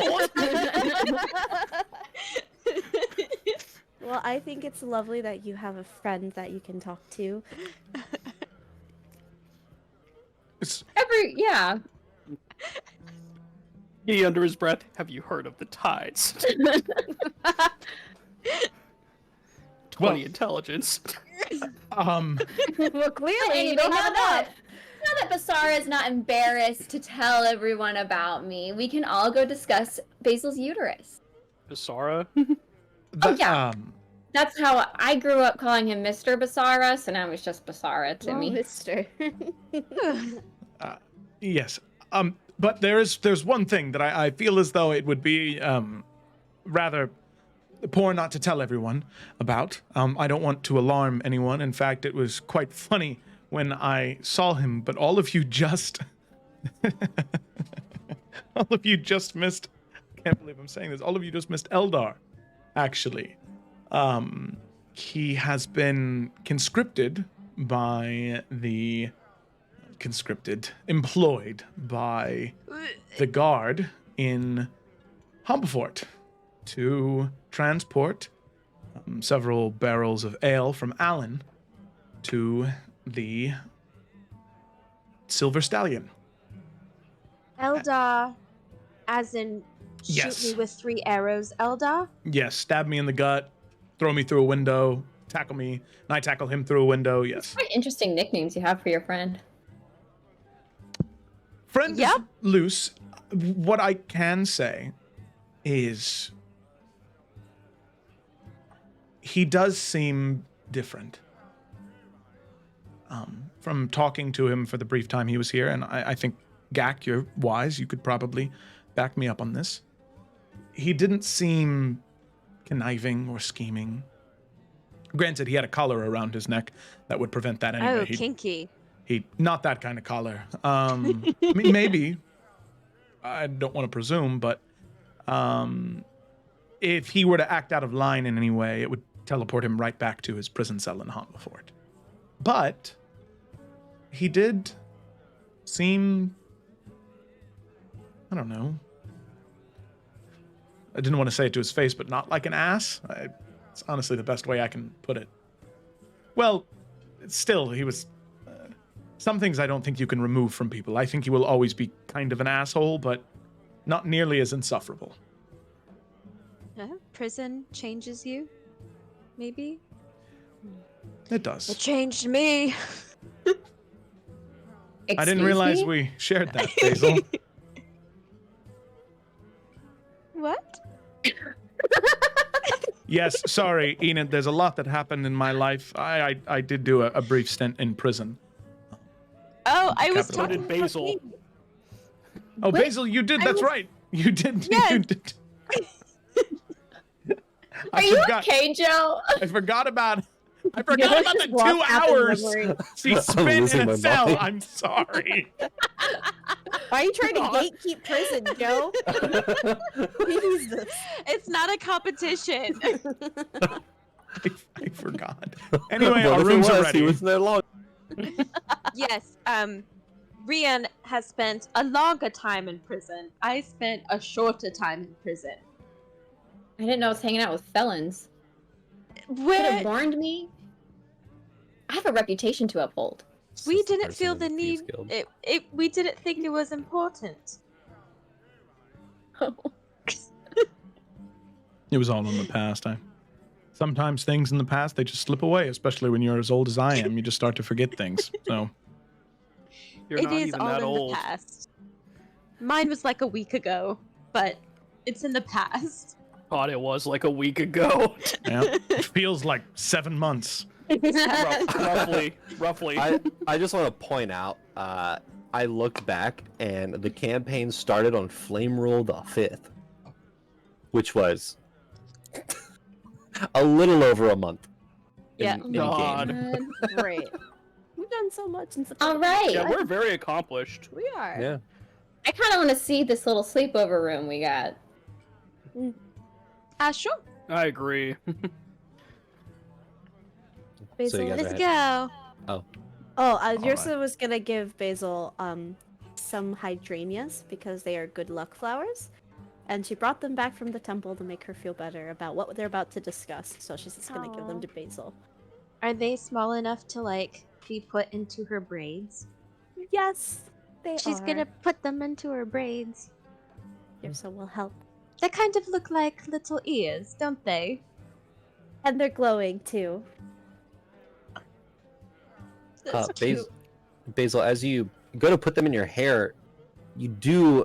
It's been quite a while. Well, I guess not quite a while in game, but the entire time you were at Eldon, you had to be disguised. So just as you're putting them in, you see your natural hair color. And you're like, this feels nice. I'm not disguised. I don't have to. I can be me. So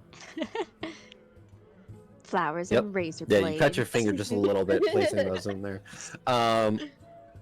So you all head up to your suite. You start to hear the tavern die down in the background, and as you open the door and enter the key and open the door, you are met with the most lavish, gaudy room you have stayed in thus far. The rooms of the Sapphire Chalice are nice. They are the nicest rooms you've been in up until this point. This suite, as you enter in, you see off into the very far side is a large circular fireplace in the middle, surrounded by cushioned chairs. You see that it leads, there are different hallways that lead to different rooms. Actually, there's other than the when you asked for the partitions, there are no partitions. There are actual rooms inside of the suite itself. Oh, interesting. There is a area for you to cook your own food. There is, as you look over, an actual there is a bell on this landing in the kitchen, just sitting there. Gideon, as an arcane user, that bell's magical. Nice. There is, however, there is a section that was partitioned off. Yursa, you would see this with your perception. A hammock has been fastened in the corner. Rian, was that your Um, little request? Oh, that's so funny. Oh, these rooms come with hammocks? Oh, can I have that one, please? Okay. Oh, I'm Just kidding. sorry, Gideon. No, you it's can have fine. it if you'd. Are No, you I'll take sure? that lavish bed over there Well, with the maybe 20 you pillows. should- The gaudy one. Yes. Would the mayor of Hombafort enjoy this place? Yes. That's all I need to know. That Okay, gaudy. it's gaudy. All There right. are paintings on the wall with the frames that look like they are in gold of Sredina and the various architecture throughout the docks, all of that jazz. There is a door that leads to a patio that overlooks the market. The terrace. Aw. It's there. As you walked in, you did hear stone moving a little bit. It was like, welcome to your suite, guys. Yeah. So Like we. things. Oh. You paid a day for. Hey man, what's the point of money if not to spend it? I'm not Yeah. trying to save for retirement. Yeah, no. We Um, ain't gonna make it to that. Rian's already in there. He just came out of retirement Sorry. apparently. He's the only one who will make it. So you guys enter in. Just so one day Rian can say, I'm getting too old for this shit. Too damn bad. All right, sorry. Oh, You guys okay. are by that was it, yourself in your okay. own private room. Yeah, that's it. It's funny. Basil, did you want to kind of discuss your plan? Oh, yeah, yes. The plan.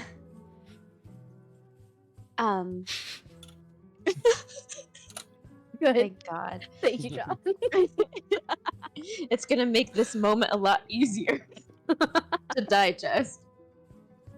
I think that there are some things that should be gone over before the plan. Just because it's a lot more. This is going to be a lot harder to plan than like we did with Oberyn. It's not going to be who does what, and if this doesn't work, do this. Because if I'm being honest, my father's powerful, but he isn't like Oberyn, so it most likely won't be that kind of fight. I'm not sure if that makes sense. She turns to Enid.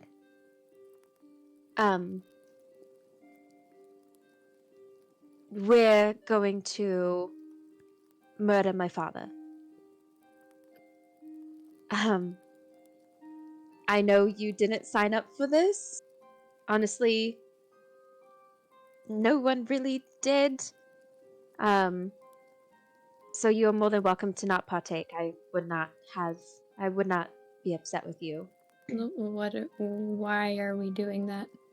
I'll get into it. She looks to everybody else. I know that I've kind of gone into a very shallow amount of detail about Roland. We all know that he's not a nice person, but I don't think you all understand the extent of how truly evil he is.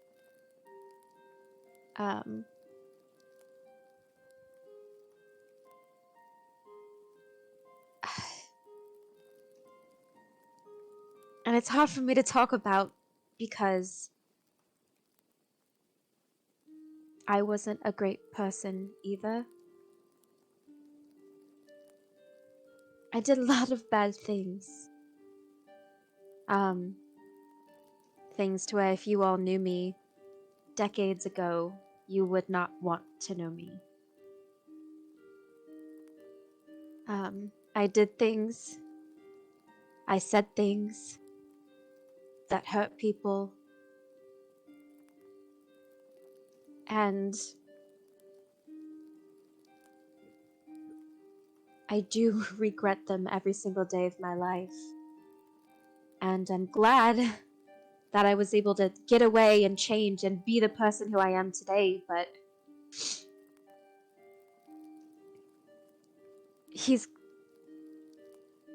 likes to use things that you've done and said against you.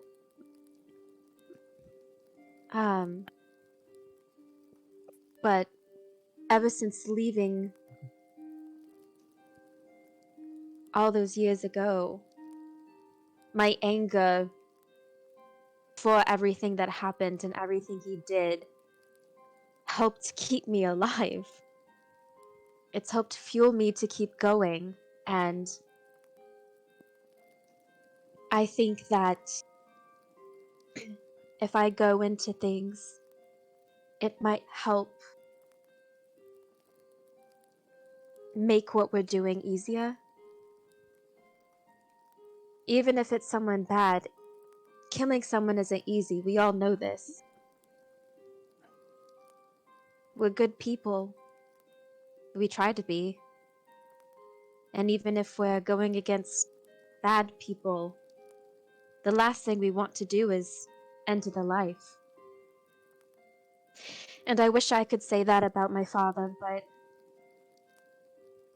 ever since I was a kid, I knew that someday that would what needs to be done. He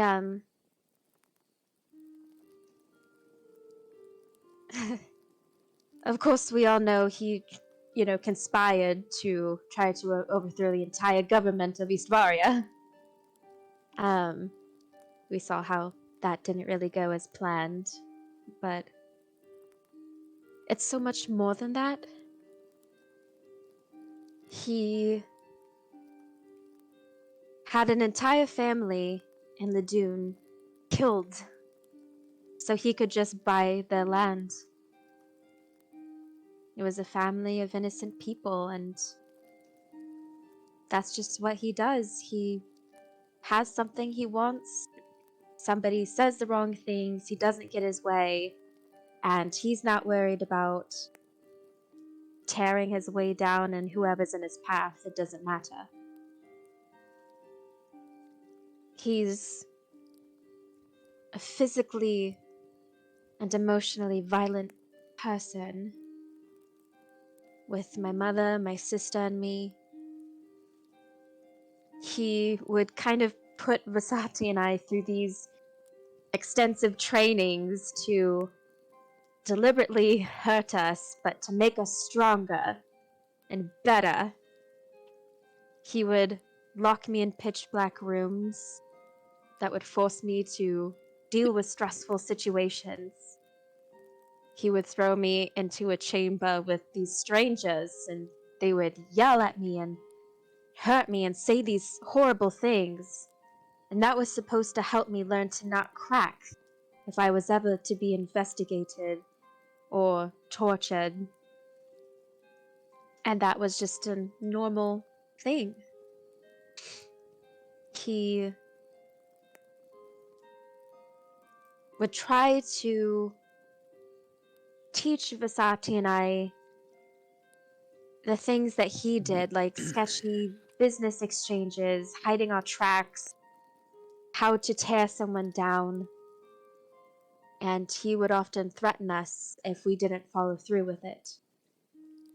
He would again throw us in dark rooms, lock us in small cages, not feed us for days. And then it would just get so bad that sometimes we would just accept it and follow through with it. We would do whatever he wanted us to do. He'd make Vasati and I go against each other. He'd force us to fight, and we weren't allowed to stop until we drew blood, knocked out, on the verge of death. And don't get me wrong, Vasati and I don't like each other. But even then, we didn't want to do that. But we knew that if we didn't follow through, something bad would happen. And it gets to a point where you just accept kind of being comfortable with violence, and maybe that's why I'm so brash. We all know I have behavior issues.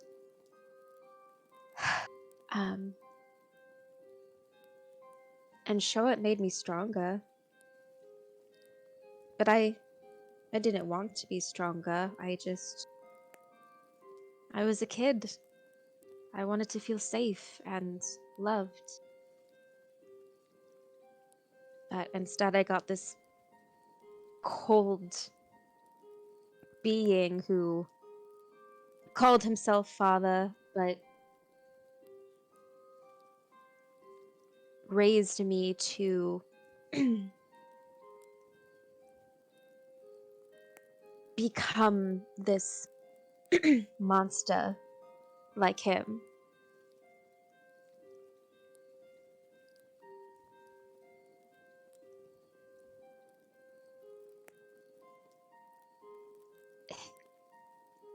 And I've never been a half glass full kind of person, and I wouldn't even say I'm a half glass empty,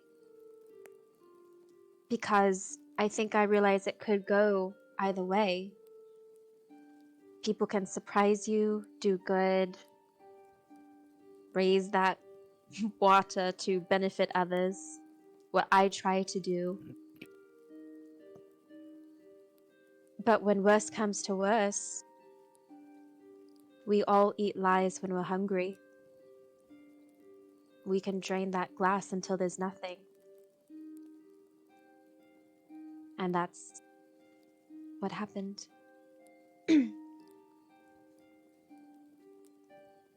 I guess what I'm trying to say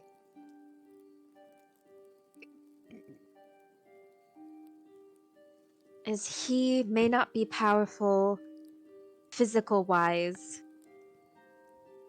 and it would be fairly easy for us to overpower him that way.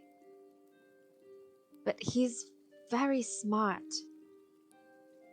and he can overpower us that way. So he knows things. He knows things about me that I don't know if I should tell you because I'm so ashamed. But I've kept it in the past for a reason. I escaped all of this, and I feel like I'm a better person, and I feel like whenever I talk about it or bring up the past, that it's not as far from me as I thought it was. But then this other part of me wants to tell you, because if he brings it up, I don't want you to think something differently than me, because he can twist it around to make it seem worse than it already is. Basil, I want to make something very clear right now. Who you were in the past has no bearing on the person you are now. I didn't know, I never met the woman who existed before Humblefort.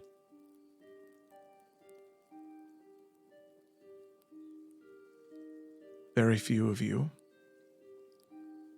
met the man I was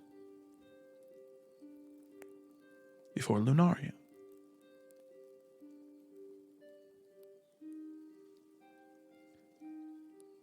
There's nothing wrong with having a past, and even to do unspeakable, awful, horrible things.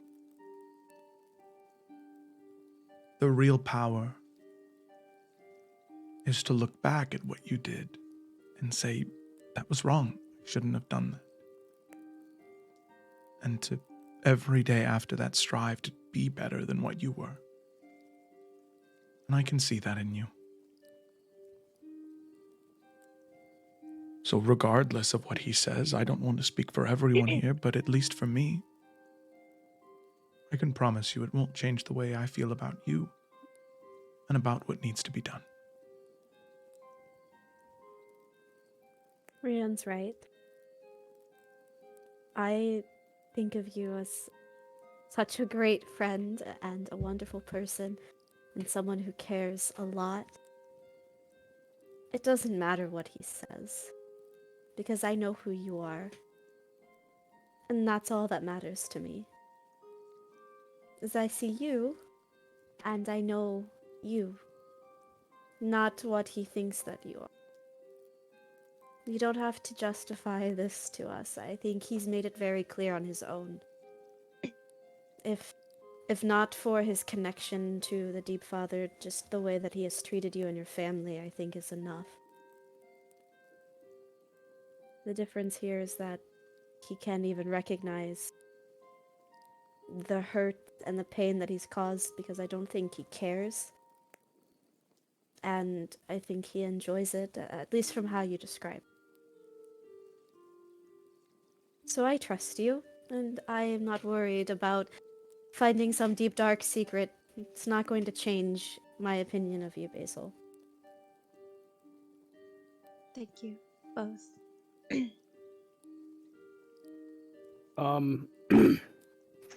We'll just say Gideon's sitting next to Rachel, to Basil, because it makes it easier. But yeah, he'll just kind of look over at her, and he'll reach out and just put his hand on top of hers, like he did that night that they were in watch. I don't care about your father. I care about you.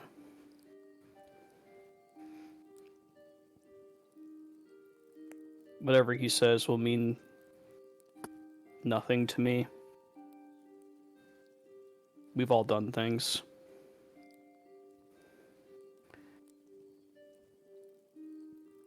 Do you want him dead?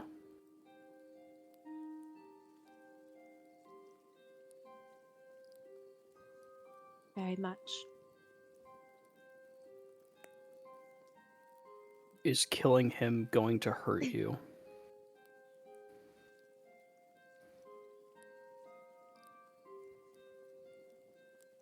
I think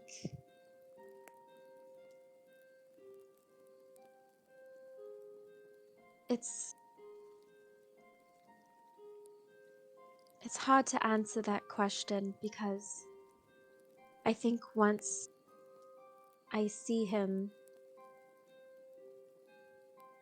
truly see him, and can talk to him, I feel that all those feelings will come back, and I'll feel like that scared little girl again. But at the same time, I'm not who I was. I'm a stronger person, and I'm fueled by so much anger that I know what needs to be done. I won't be sad that he won't be alive anymore. I think my sadness comes from having to kill someone who was supposed to love me. And not just be my father, but be my dad. So, it'll make me feel better that he can't hurt anybody else. But what won't make me feel better is that the only way to help him stop hurting me is to remove him from existence.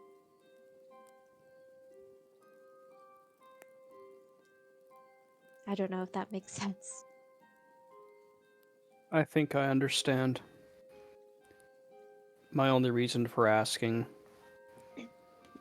I have no qualm killing this man. But don't ask me to do it if it's going to kill you too. Not worth it. I appreciate you, Gideon. And would he be comfortable if, like, she turned her hand around and, like, grasped his? He wouldn't pull away. Okay, she'll probably do that. He'll grasp back. Grasp back Grasp. Yeah. firmly. Firmly It's grasp something it. that we need to do. I don't think it'll break me. I don't think it'll bring me pain.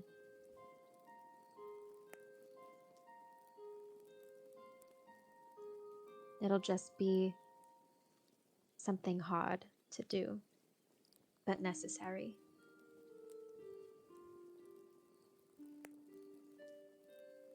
And he'll just But nod. Yeah. But I do want to say,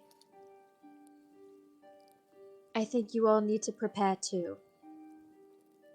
He has very smart people who work for him, great spies. And I don't want you to be surprised if he's possibly dug up things about you all. Things about your past. Things about what you've done and said. I can't say for sure. He may or may not. But what he's best at is manipulation and speaking fear into everybody. So he may try to use things that you regret against you, may try to turn us on each other, promise us nothing's going to happen, we'll be okay, I'll give you what you want if you come to my side. And he's good at it. So, I know we're a strong group. We're so strong physically. And I think we just need to prepare extra to protect our minds.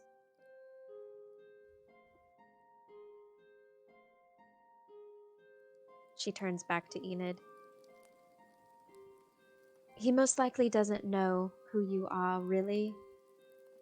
He might have an idea that you may be traveling with the group, but that's also possible not, since you just joined us, yesterday? So... Yeah. I'm still happy to help. Hate to sound selfish after that, but I do still have my own personal goals. But I can back you guys up. I can support. I'll do the best I can. I'll be there. How close is Enid to Basil? Do you know? Honestly, she's probably like just in the doorway of the room. She's probably not close to anybody. Okay. So Basil will kind of just look back up at her. Only if you're sure. I know we don't really know each other, and I don't want you to put your life at risk again for this group. I'm putting my life at risk for me. But if it's gonna be that he can puppeteer and manipulate you all and everything, it seems like maybe I have the upper hand. It might be beneficial to have somebody on the outside. Someone to keep everyone in line. And I can do that. I think that's a good idea. And definitely do what you need to do. He'll be plenty distracted.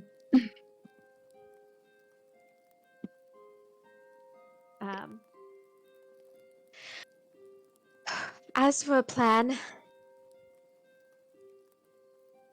it's hard to truly make a plan.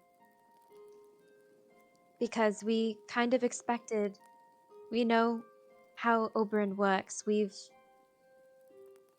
fought his people before, his children. We know what he was capable of. We fought him once, then we fought him twice. But for this, I don't know exactly how to plan all of this. I mean, Well, go well- ahead, and sorry. no, I just was gonna say, are we confronting him on the ship? Are we confronting him at your old house? Are there any secret entrances? Do we want to make an entrance or sneak our way in? I think starting with simple black and white things will make the very complicated gray stuff easier to handle. True. John, did we say that it'll be at the house or on the ship? One of the opportunities that presented itself was when he took a personal day at his house, which apparently he does every Tuesday isn't a thing in here. So every Equivalent of Tuesday. every fourth day of the week. Cool. So the next one of those would be the 24th. However, the next plan was to sneak onto the ship and confront him there because he is getting ready to leave. And you guys could kill him and then just have his body sail to Siri. Cool. Let's do that.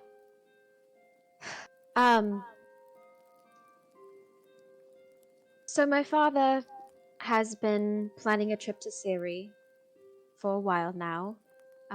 He was supposed to be actually leaving port today, I think, or yesterday. Yesterday. But Vasati, yesterday. But Vasati, my sister, has been postponing it, saying whatever she can to get him to not go, just to give us enough time to do what we needed to do with Oberyn and then get back. So I don't think she'd be able to keep it up for too long. So I say that this is something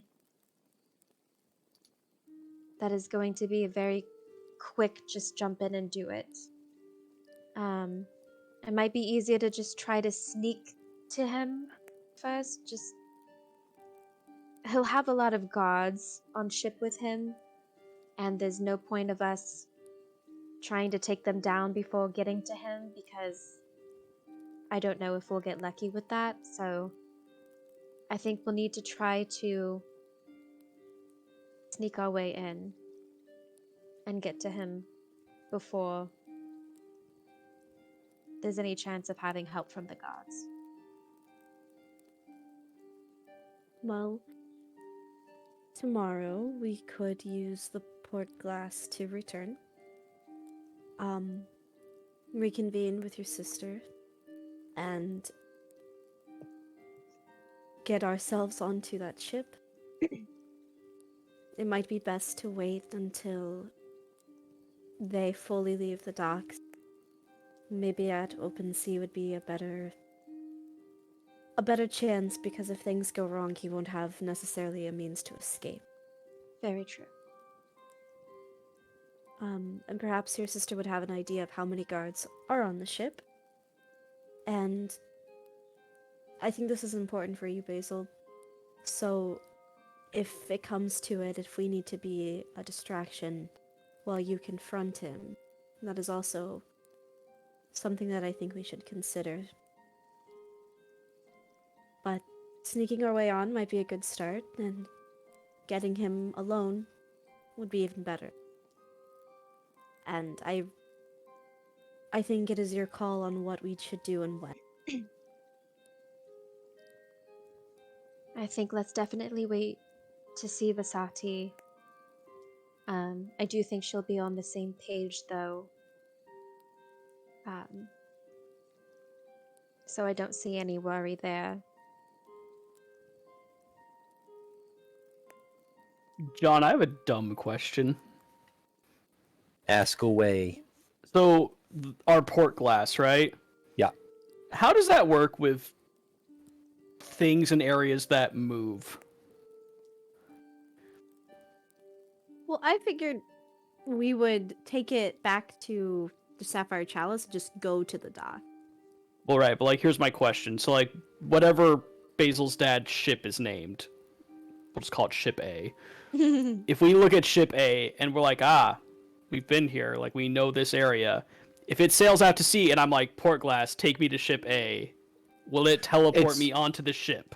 It's not take me to. It is a. It's kind of like apparating in Harry Potter, where you have to know, or teleporting, I guess, in D&D, you have to know the place and have been there. And it's basically like you remember. So, say you guys went into the captain's quarters. You would remember that image in your mind. The port glass would take you to that image, which, if it's moving, it doesn't matter because you're just going to that place. Okay. That is You can't good go somewhere you've information. never been, though. Right. Right. Okay, but this is good. This is good. Yeah, we can good use to know. this. I mean, if we get on the ship first, we could always. There's a cat in here now. It's my friend. Oh, we hey. It's a could magical al- cat. It is. Your son needs a magical cat. Man, every tavern needs a cat and all them yeah. mice. Now you gotta leave. If we get on the ship first, we could do just that. Go inside the captain's quarters and make a memory of it, leave and just appear. We could do that. Or again, just get ourselves on when we get the chance. I think, much like with every plan we come up with, this is all up to change depending on what happens, but I think if perhaps Umbra is willing, she seems quiet and hard to detect. If she's able to get on, she can use the port class to get us on there once he's fairly far away from the shore, enabling no means of escape or reinforcements for him. We would be stuck on that ship for a day, but I think it would be much harder to hide 6 of us without anyone noticing. I was thinking that too, as Rachel. I was like, where are we gonna fit? Hiding barrels. I And can yours do could that. be a mouse. That's true. For an That's entire true. day. Then that leaves what? I think wild shape is it 5 for an hour?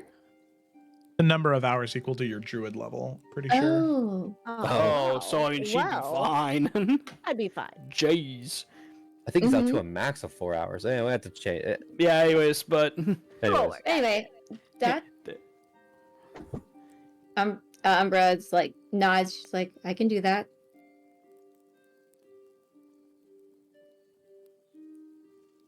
And so for the port glass, it doesn't have to be someone, like anybody can use the port glass and like envision it. Yeah, it's not an attuned item, so Okay. yes. I mean, if you feel completely comfortable, I don't know if they'll have the item you need.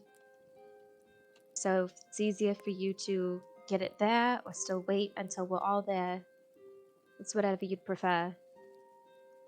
I'll see what the situation's like. I wouldn't want to ruin anything before you guys can at least get to the boat. I can make my move in my own time, but I'm pretty confident with being undetected. Okay. Well, for what it's worth, hardly knowing you, I trust you. I'm pretty reliable. insight. No, I'm just kidding. Insight check. I work for your father. So, I am your father. How many times can she stab someone in the back in this party and everyone go? Well, there's 6 I of us. like Yeah. this bitch. She cool. She doesn't give a fuck. She's really Ain't breaking no the party fucks mold. I love given. that. So, we are decided then. I think so. unless anybody has any other ideas or comments, concerns.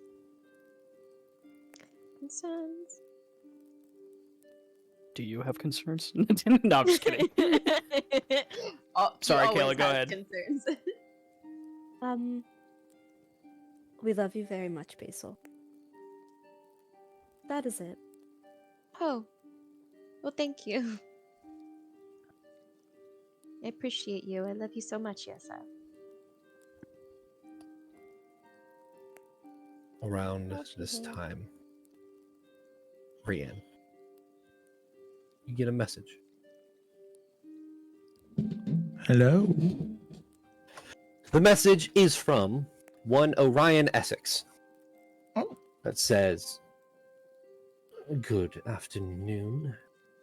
The council would like to meet with all of you as soon as possible. We're busy. Congratulations on your success. See you soon." All right.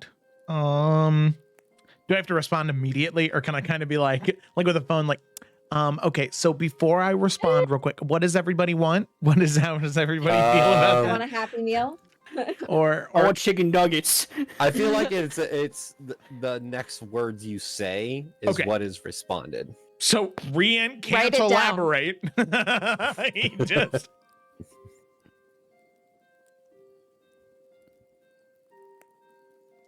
thank you. Sending. He just That comes through. We all go, oh, gotcha. You hear the oh. In the background, yeah. Who's calling? No. I'm just- Thank you. We should be returning to Eldon tomorrow at our earliest convenience. We will make our way to you. See you then. Bye. God, Later, I gators. love and hate sending so much because I the know. pressure to That's use great. as almost as close as you can get to 25 words. Yeah. Okay. Oh. So, I will ask, as day starts to settle down, after a very nice, relaxing, calm day, is there anything you guys would like to do before the end of this day and you all go to sleep?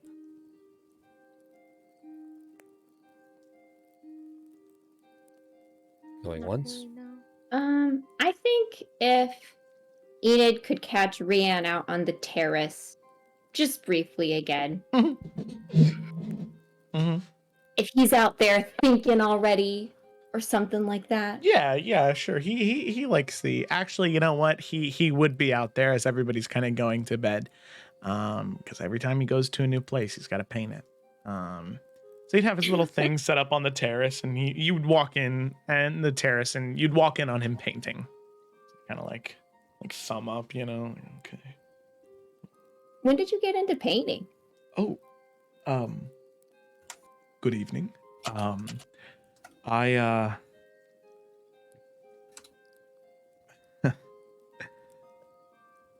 when I first met. I quite agree with that. Sorry. Go on. Sorry. I'll shut them up. Well, what would they say? Was it about the painting? Yeah, and I don't agree. They said it's such an old thing to do. But there's so many like young up and coming artists. I just disagree. You know, Enid, I think you're gonna fit in really well here. More than you could possibly imagine. He says with such pain in his eyes. But he'll sort of shake it out and then go back to painting, and he'll say, well, it was something I started doing after I met Yursa. You see, after everything happened back at home, I didn't have an outlet for anything. All of those feelings and emotions I had, they sat inside me, and they were rotting. And I stumbled upon Yersa's home because I saw a fire, and I wanted to help. For once, I wanted to help someone. And I stayed there for almost 2.5 years, I think. And it was something she taught me. That when we express ourselves, it doesn't always need to be an inward reflection of what we're feeling. Sometimes just trying to take the thoughts that we have in our head, processing something else. Well, when we try and translate that from a mind to a page for a story, a piece of art, poetry, it helps us process other things. So even though I don't typically think about port cities and nighttime, I have a lot on my mind right now, so I'm hoping by painting, it'll help me come to some conclusions.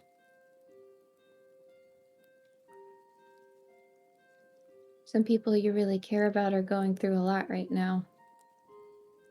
Are you worried about Basil?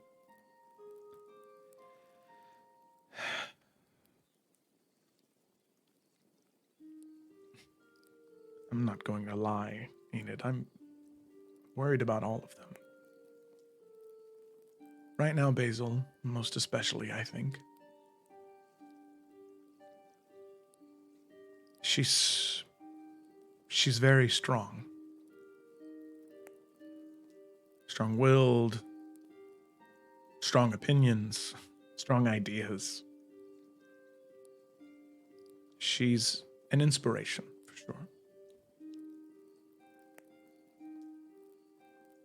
But I understand her fear of seeing the man who tortured you for so many years and forgetting all of that.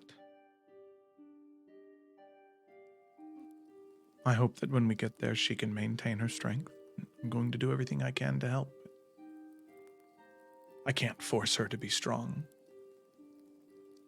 It's something she has to find on her own. Inner strength is what she needs right now. Not some other father figure to try and hold her hand. I'll be there every step of the way. She needs me, but... She may.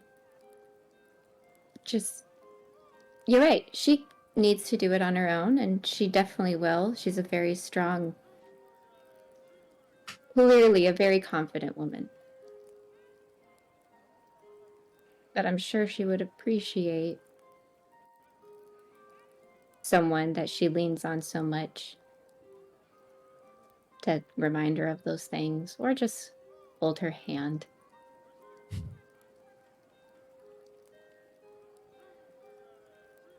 Also, nice hammock. Those don't really go with this room. Yeah, it's strange. I don't know. It must just be, They did mention they were having parties in here, so... Maybe it was something from the other night. New. You think so? Yeah. Strange. But no, I definitely plan on saying something to Basil, and maybe sooner rather than later. I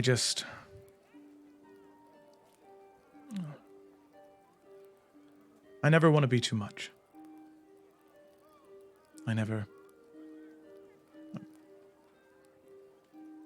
There's never too much for lost time.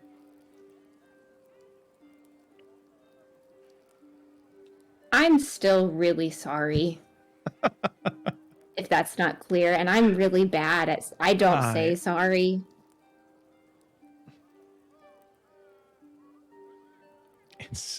It's all right. It's not. You can Listen. say that. All right, let me ask you a different question. What do I achieve by being upset with you.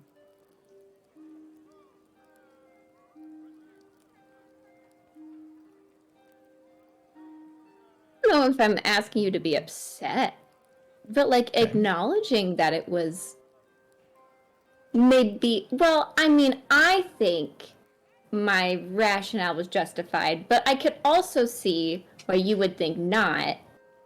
So, I understand that I guess I would just want to know how you feel about it, actually. Rather than just you telling me it's okay. all right, if that's what you would like. In all honesty, I understand. I know that you've seen me as Mr. Basara, and you've seen me as Rian right now. And I'm sure that the man that you knew, the farmer, father, the husband, the neighbor, and the man you see before you now they're probably pretty similar, aside from the sword and the gray hairs. But the truth is, after that day, I've never been more angry, lost, terrified, angry, insulted by fate.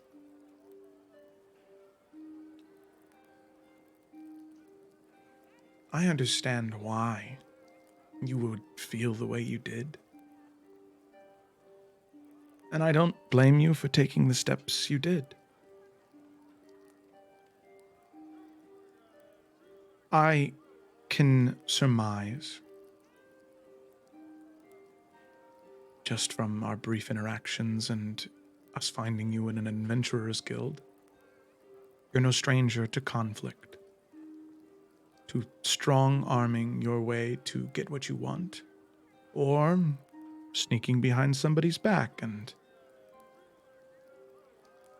maybe taking a few more steps past that to get paid at the end of the month.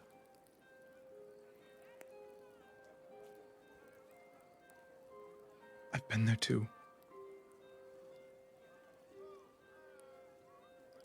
So I'm not angry. I'm not upset. I empathize. And I understand, but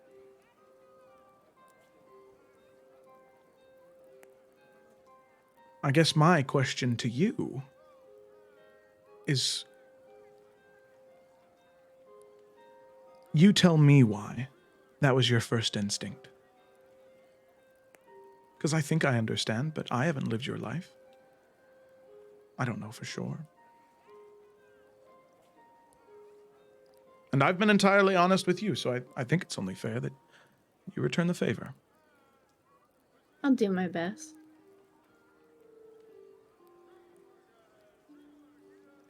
I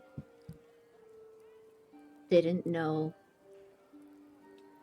why you got to live and have this whole new life.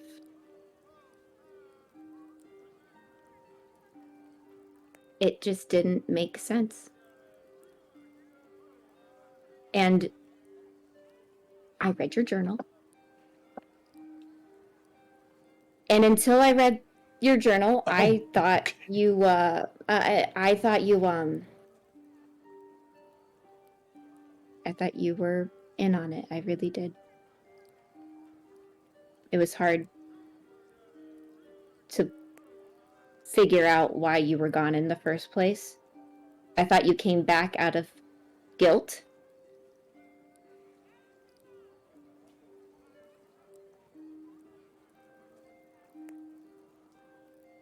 Until I read your journal and read that you had, it seemed like, remorse and longing. I started to have doubts about that, but I wasn't sure.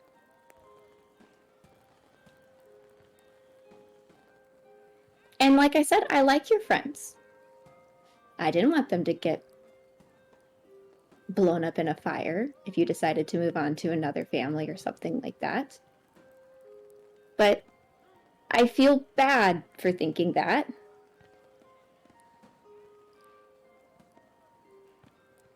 I do.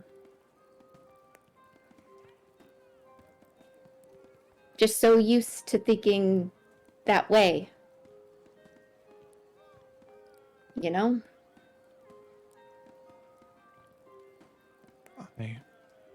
I do. Honestly, I do.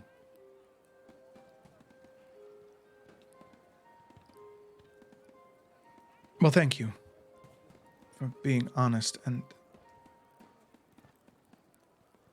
I ask myself that same question, you know, every single day.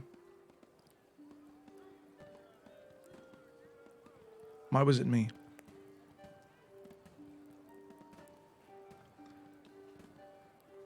And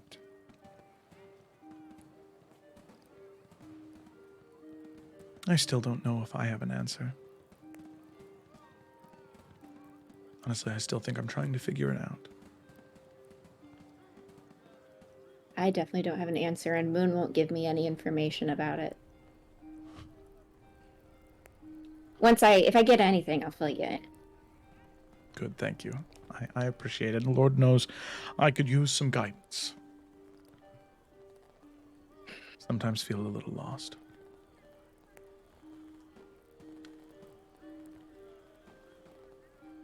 I just wanted to make sure you knew that I wasn't going to do anything like that again. Well, I would hope not. Hopefully I'll stay on your good side. And Or I your- also am just surprised how forgiving you are.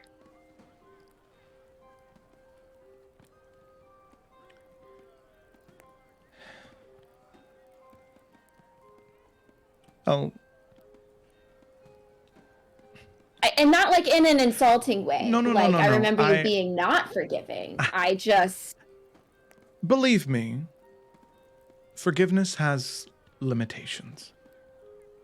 Even in those that you think there are none. There will be consequences to the course of actions you decided to take that night. For one, I think that waking up at noon is just downright unacceptable. Now, Hey, Moon keeps me up all night.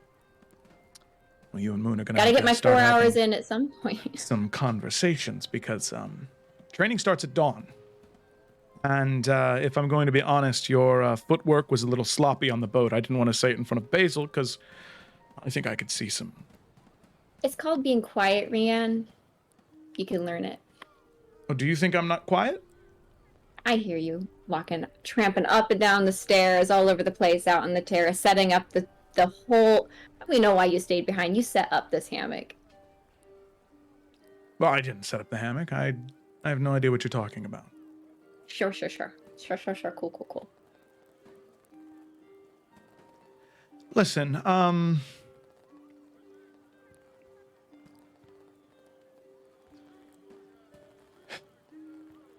he'll kind of look out at the fireworks, and he'll stop painting and kind of lean over the terrace for a moment.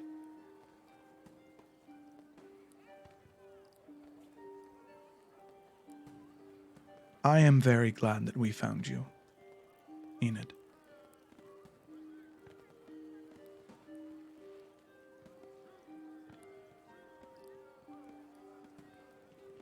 And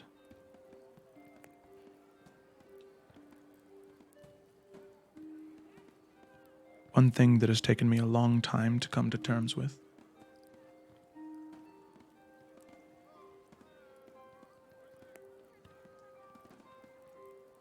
is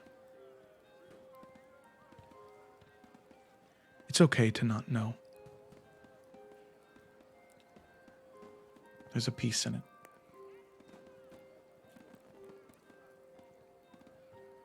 So, if you don't think you know anything right now, then that's okay.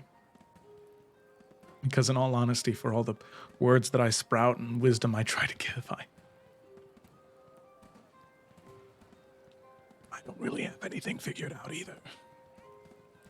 Could have fooled me. And for what it's worth, there's a lot of nothing besides Moon going on up here, so I didn't really follow what you said about 90% of the time. Oh. See, you think I need training, when really I need a book. But that was not a suggestion, dear No. God. Oh my God, I spoke too quickly. Well, I have some literature that I could recommend to Okay, you. have a things good that night, bye. I've And she enjoyed. walks back inside. I'll make sure to get a list of books that I liked. Good talk, Enid.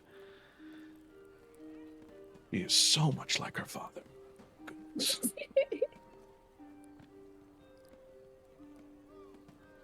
And Rhiannon finishes painting of the fireworks above the city of Sredina. Okay. With that, during this conversation, Yrsa walked over to find Gideon. Where is Gideon? He is in some area of the suite where there is a table and room to work, and he is going through not the Arcanite, but the other one that I can't remember what it's called. Kyberite. Thank you. He is going through the Kyberite, and he is working to refine it, and Basil's shield is on the table, and he seems to be ready to get to work. Typical yeah. Gideon fashion. Okay, that is where you find him. Gideon, do you have a few moments to talk? Hello, Yrsa. Yes, hang on. And he'll put down the tools that he was working with and turn to look at you. Yeah, she'll probably like sit down next to him. How are you feeling? I'm fine. More like myself than the past few days, at least. That is good. And do you feel healthy? Well, today, yes. Yesterday, not so much. But better. Yeah, yes, I feel fine. Okay. That's good. Now I can be upset with you again. I had a feeling that's what this was about. Yes, it is. This has been a very challenging few days for all of us. And I could not be more happy and more thankful that you are back, and I would give anything to bring any one of you back. But it is very important that you know that I'm very upset with you for what you did. You're gonna have to be more specific.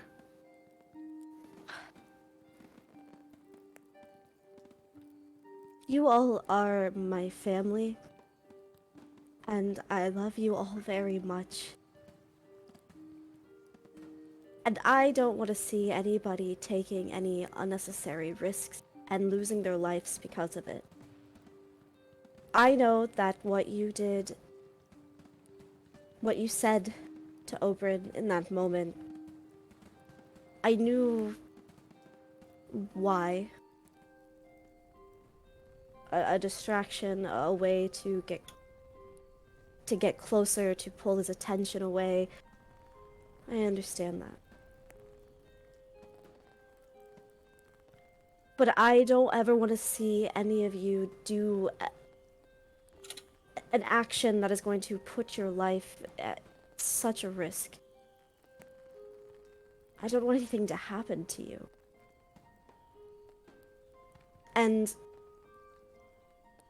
we all do what we think is a heroic thing, and what you did was very heroic, but it was also very stupid. Because I don't want to see anyone get hurt. Now, besides that, I did not care for what you said. I don't think it was right for you to call her what you did. It takes a very strong person, a very, very strong person to be able to tame such a man that Oberyn was, and he wasn't even a man anymore. He was very much a monster. But she was not. And I did not expect such a thing from you. And it just upset me. And as a friend, as someone who cares very much for you, that is why I was upset.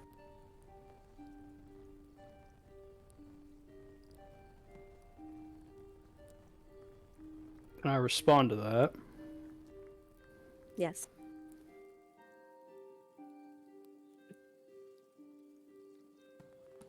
And he kind of like looks forward as he kind of seems to be thinking and choosing his words. We run to the danger, Yrsa. If you're concerned about something like that happening again, then what is there to do but to give up? Fighting against what we do, the Blackmoors, Eldar when we first started, the Demigorgon, Basil's father, there's danger to all of it. There's reason it hasn't been done by someone else yet. If we continue down this path, we're all in danger.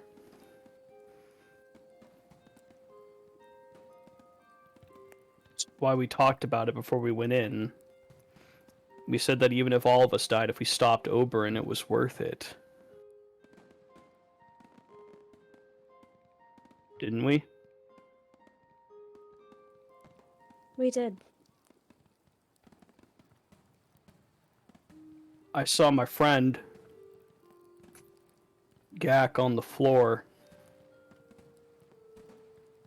Ulfric was next to him, looking just as bad. I wanted to make sure he didn't get him again.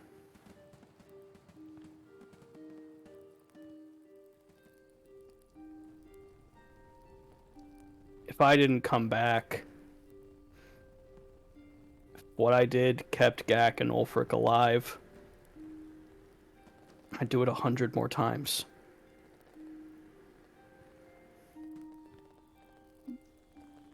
And I think you'd do the same for anyone here.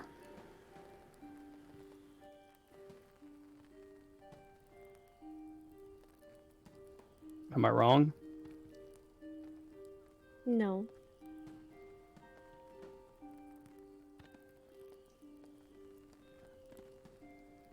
I would absolutely do just that.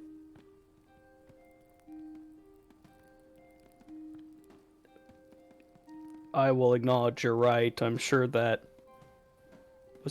I'm sorry, was it Sophia or Sophie? I do not remember her name. Sophia? Sophia. Yes, okay. Should have trusted my gut. I'm sure you're completely right about Sophia. I just wanted Oberyn's attention. It's the quickest way I could think of doing it. And it did work. Not as I planned, but it worked.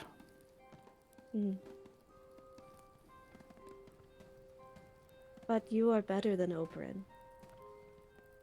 You don't have to play his games. You don't have to use these types of tactics to get his attention. That's not who you are.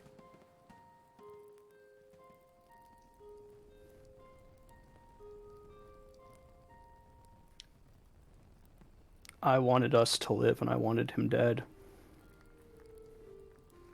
I know.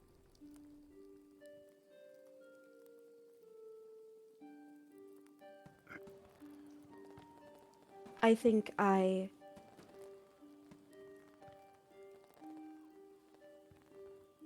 was thinking a lot of thoughts while all this was happening.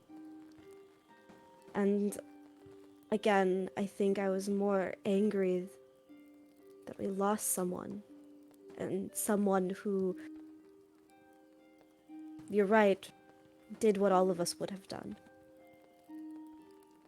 And I think I was angry that someone like Oberyn could affect all of us in such a way that it changed a lot of us, or it pushed us in ways that we might not have all been comfortable with. I know it did me. And I know from the beginning, you and I have not thought the same way about Oberyn. And that's okay.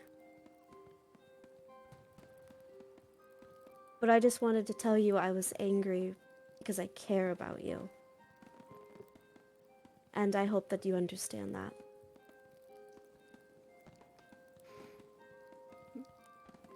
I get that.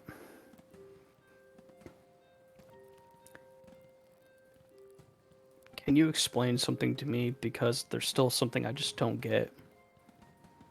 Of course.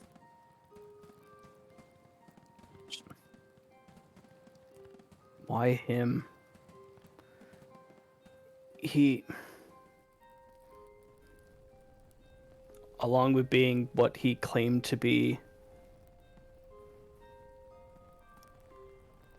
So you've never told me what happened, but I know you've suffered at the hands of others. My earliest memories was of someone trying to make me into their weapon. And when I heard what Oberyn wanted to do, to kill, to turn, not only rob people of their lives, but their freedom.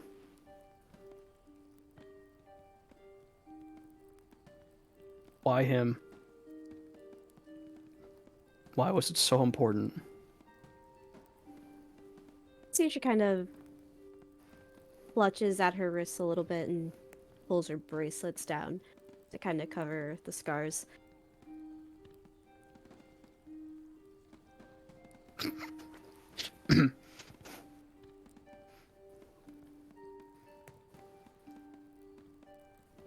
Give me your hands. And she kind of holds your hands and she looks you dead in the eyes. When I looked into Oberyn's eyes, there was someone in there. Someone trapped, someone broken, someone afraid, someone alone. And there was this monster, this beast that was tormenting him. And I know what it's like to sit and watch someone suffer. I know what it's like to sit in suffering. And the fact that he came to me not only once, not twice, but 3 different times, said to me that he wanted someone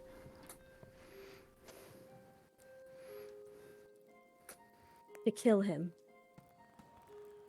He wanted someone to end his existence because he knew that was the only way he was going to be able to forgive himself.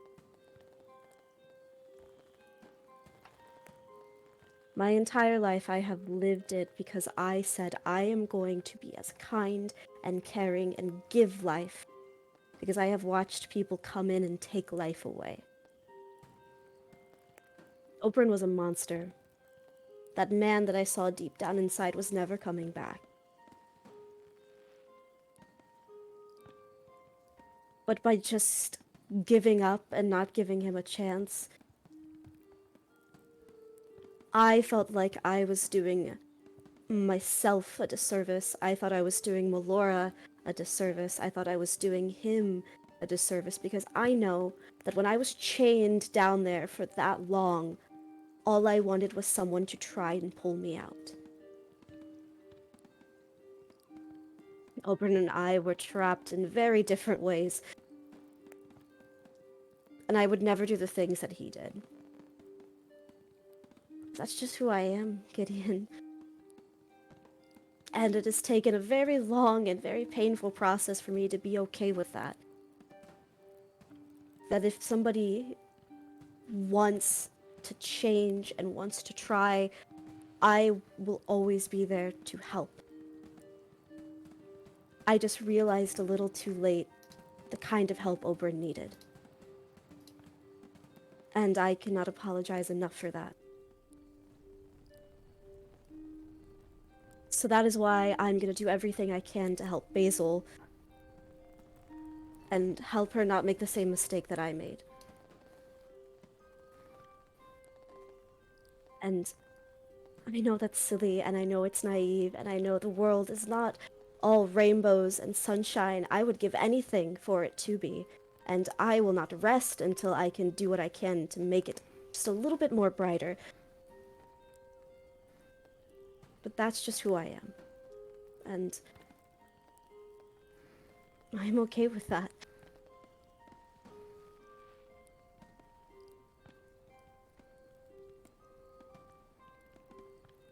Kindness is my weakness and my strength.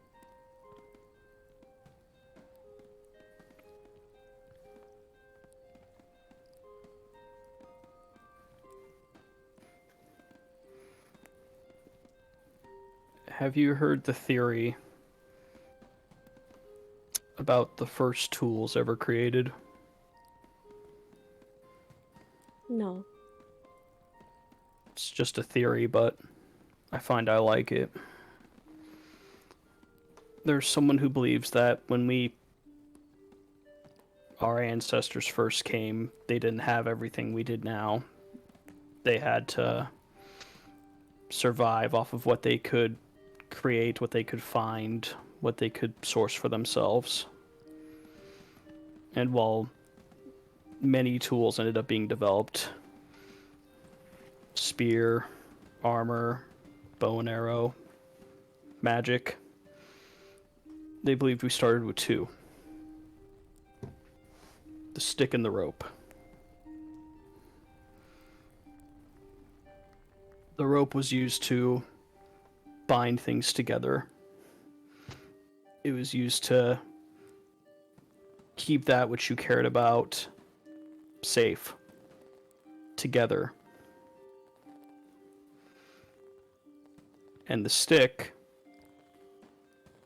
was used to keep anything that could be a threat further away from you. They needed both to survive.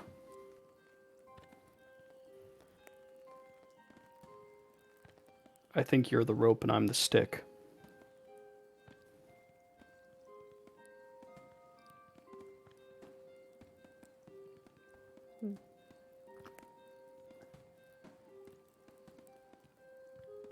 Yes, I can very much see that.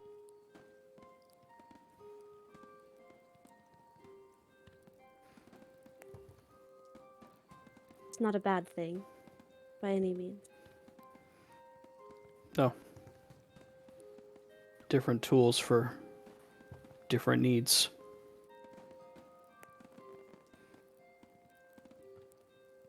Are we gonna be okay?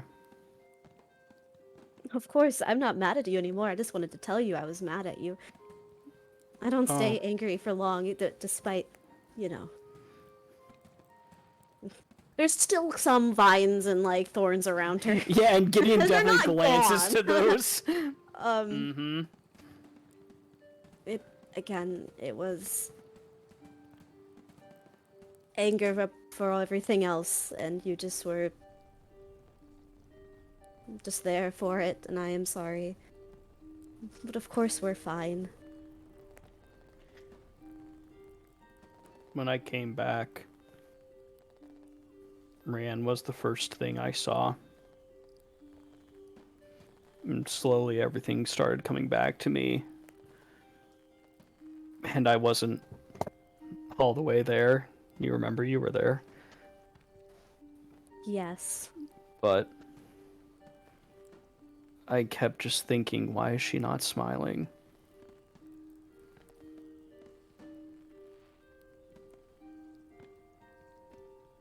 What did I do?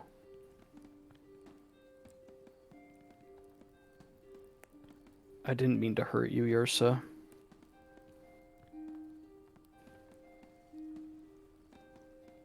I was just scared that if I didn't stop him, who was going to get hurt because I didn't?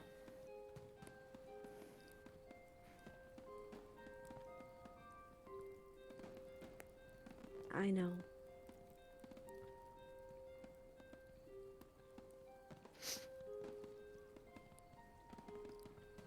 But you're back now. And everything is going to be okay. And this time, I think we are all much stronger on the other side of it. I really do.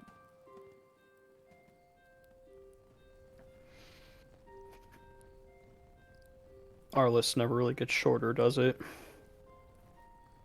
No. But at least Basil's going to have two very strong tools at her disposal this time.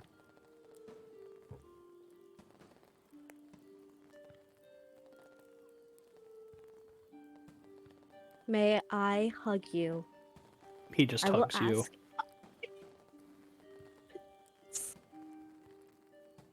And Okay. Yrsa will hug him back. And it's a long hug. Yay! Yeah, Yrsa won't say anything. She'll just give him a hug. Yeah, neither will he. Okay. Sorry, John. No need to be sorry. As all of you collectively fall asleep, hearing the distant fireworks on the day of unification, and typed in chat, is what the party was about. The joining of Dagram and Isvaria within Sredina. The fireworks fade. The harp from the room stops playing. The fire in the distance no longer heard by each of you. I would like to ask Basil.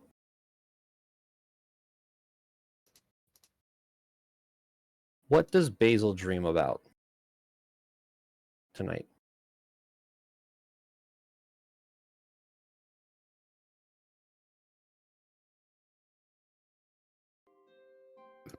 Basil, You're you're muted. muted. Rachel, you're muted. I would say, luckily, I didn't really say anything yet. Lately, she's been having some pretty vivid dreams of her being a younger girl and kind of seeing herself grow older and older, but instead of the parent she grew up with, it's her mom. And so, like, they have their own little house together and they do fun things and they go plant stuff in their garden. And it's like every night Basil's a little bit older. So I'd say she's probably around 12 or 13 in this dream. Okay.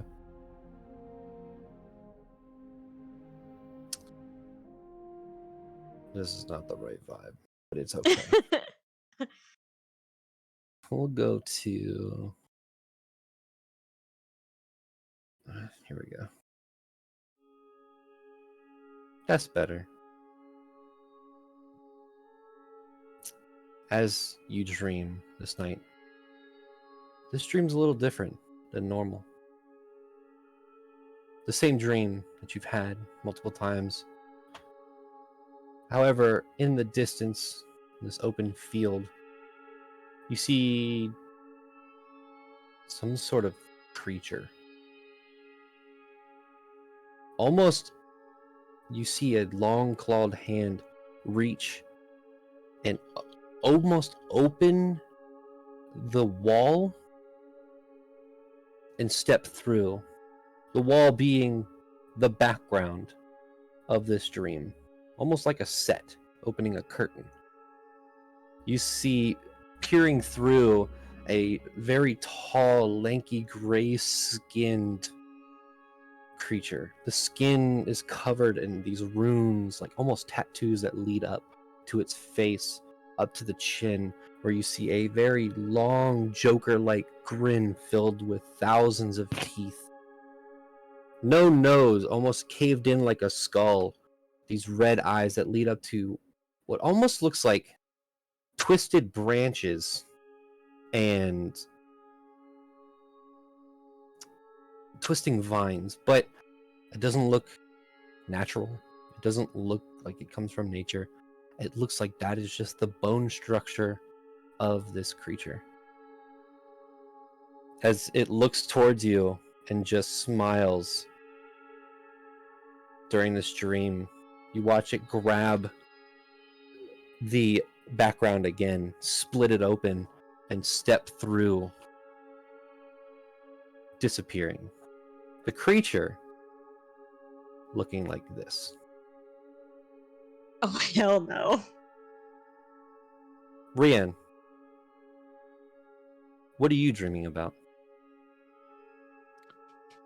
Yeah, okay.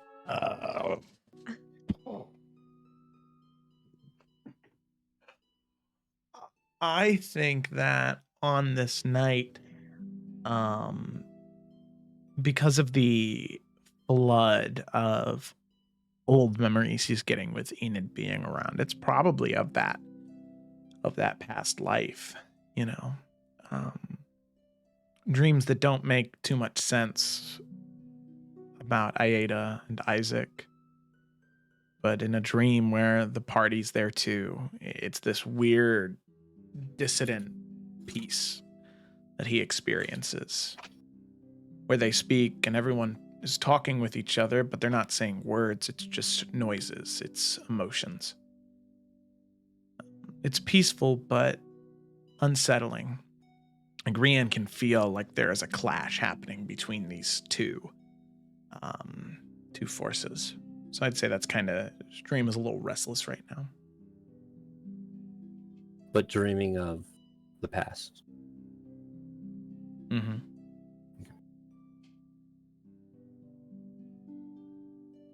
As you dream, once again, except from the background, from your side, you look over and you see a hand reach out of the dirt and pull itself up. You see the dirt dissipating from its head. It doesn't really leave a hole. It's just phasing through the ground. As it gets about chest level, a long, lanky leg just comes out, places itself in another one, and it pulls itself out. It looks back towards your dream, sees Enid,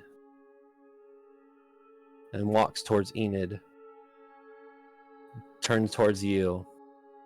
No sound, just smiles. And as Enid is playing, you just see this arm reach in, open her mouth, and then enter and disappear.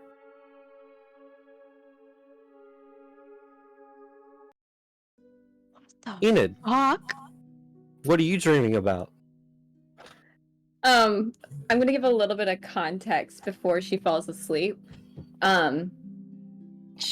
People who wouldn't fall asleep maybe right away would notice that Enid does not fall asleep well.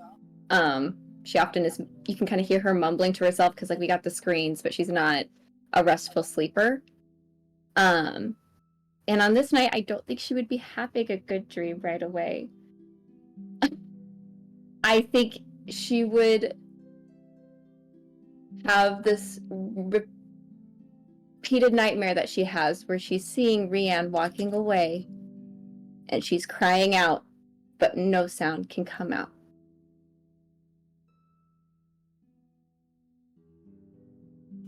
Back in the fire where she's stuck under the debris and everything with the ash, she's like having that nightmare again.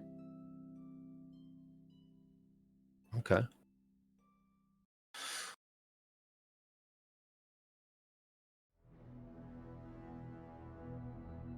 As you are stuck under the fire, the debris above you, you see Rian in the distance walking through the town. And Rian stops. And from his chest, 2 hands peer out and rip Rian in half, and in its place is this creature. You do hear. Very interesting. As it walks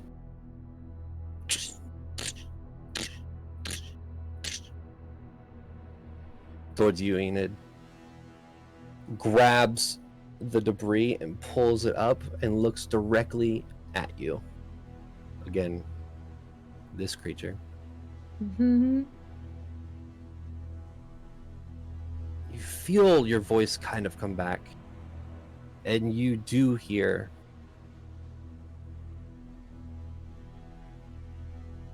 The druid. What is her name?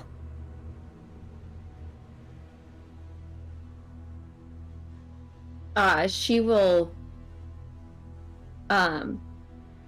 instead of responding, since she's lifted, is she able to move, or is it like in a dream where you're like, I should be moving? yeah, you're like, I should be walking right now, and it's not working. That's what's happening. Okay. Also, I will say, there's this compulsion to answer in some way. Okay.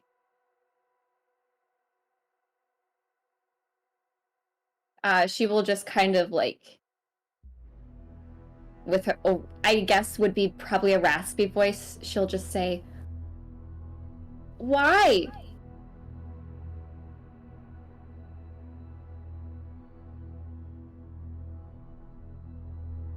Tell me the name. Now! And you see a long clawed hand start to reach towards your face, as though to rip it off. And she's like beginning to cower. You're stuck. And the hand stops. Thank you. And she turns away and walks out of the fire into the field beyond. Finds a flower. Grabs the flower. And as the creature eats the flower, it almost kind of consumes itself into this shadowy ball, and then with a pop disappears.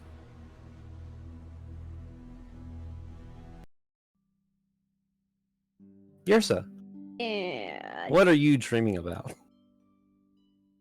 Okay, well, since they just had a conversation, and like this is kind of you're so kind of mushing 2 moments of today together, she would be back at the temple, fixing the different plants, and I think talking to various plants like she was beforehand, and Gideon would be there, and she would be explaining like why certain plants need to be talked to with different amounts of firmness. Some plants need to be more aggressive. Some plants you just have to be very kind. And she's like giving him a lesson on how to talk to these plants, is what her dream's about. And it's very pretty and nice and peaceful. Proceed.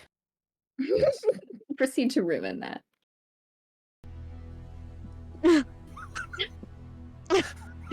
Motherfucker. As you are explaining all of this in Melora's temple to Gideon, you watch all of the plant life around you die and decay and wilt as you see the statue of Melora start to break away. And you see a foot out of Melora's chest blow through, chunks of statue all around, as you see the creature stand there, look at you, Yrsa, smile, then look towards Gideon.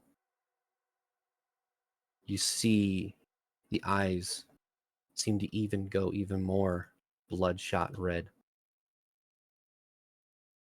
And it starts to walk.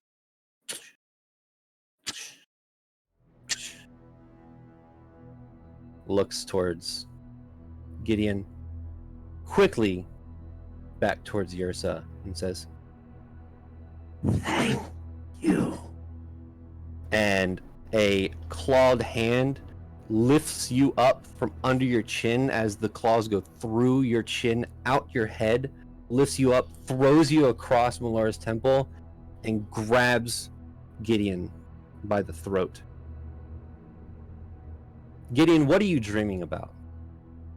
Well, golly gee. I think he is dreaming about the battle with Oberyn, specifically after he was killed, and just like the aftermath of that. Okay. As you are dreaming and the aftermath of Oberyn dead, you kind of sit down and kind of take light of the situation and breathe.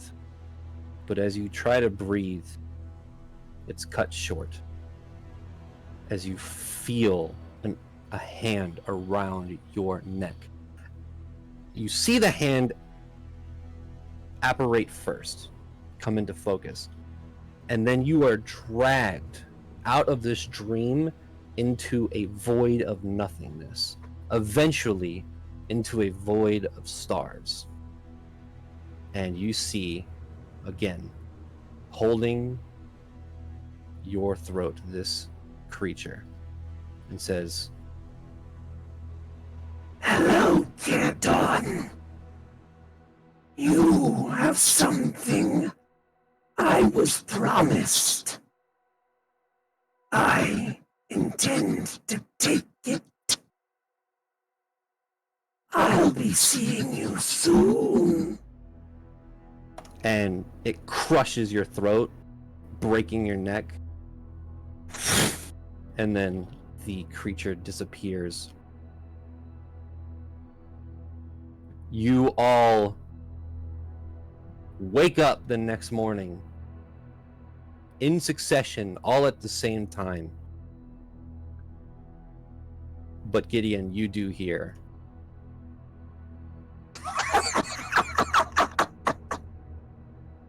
As that is where we are going to end the session. Counter argument, we stay up all night and keep playing. That way you don't miss your interview. Yeah. Okay. I can take a sick day. Thank you for watching the Tales of Evrand. We will be back next week to Bye. continue all this. Everyone Joe? wants to kill us. Yeah, thanks for watching. I didn't. Saturday for Isles, Sunday for Buried Time, Tuesday for Salamander Ghost, Wednesday to figure out what the fuck is going on here. All right,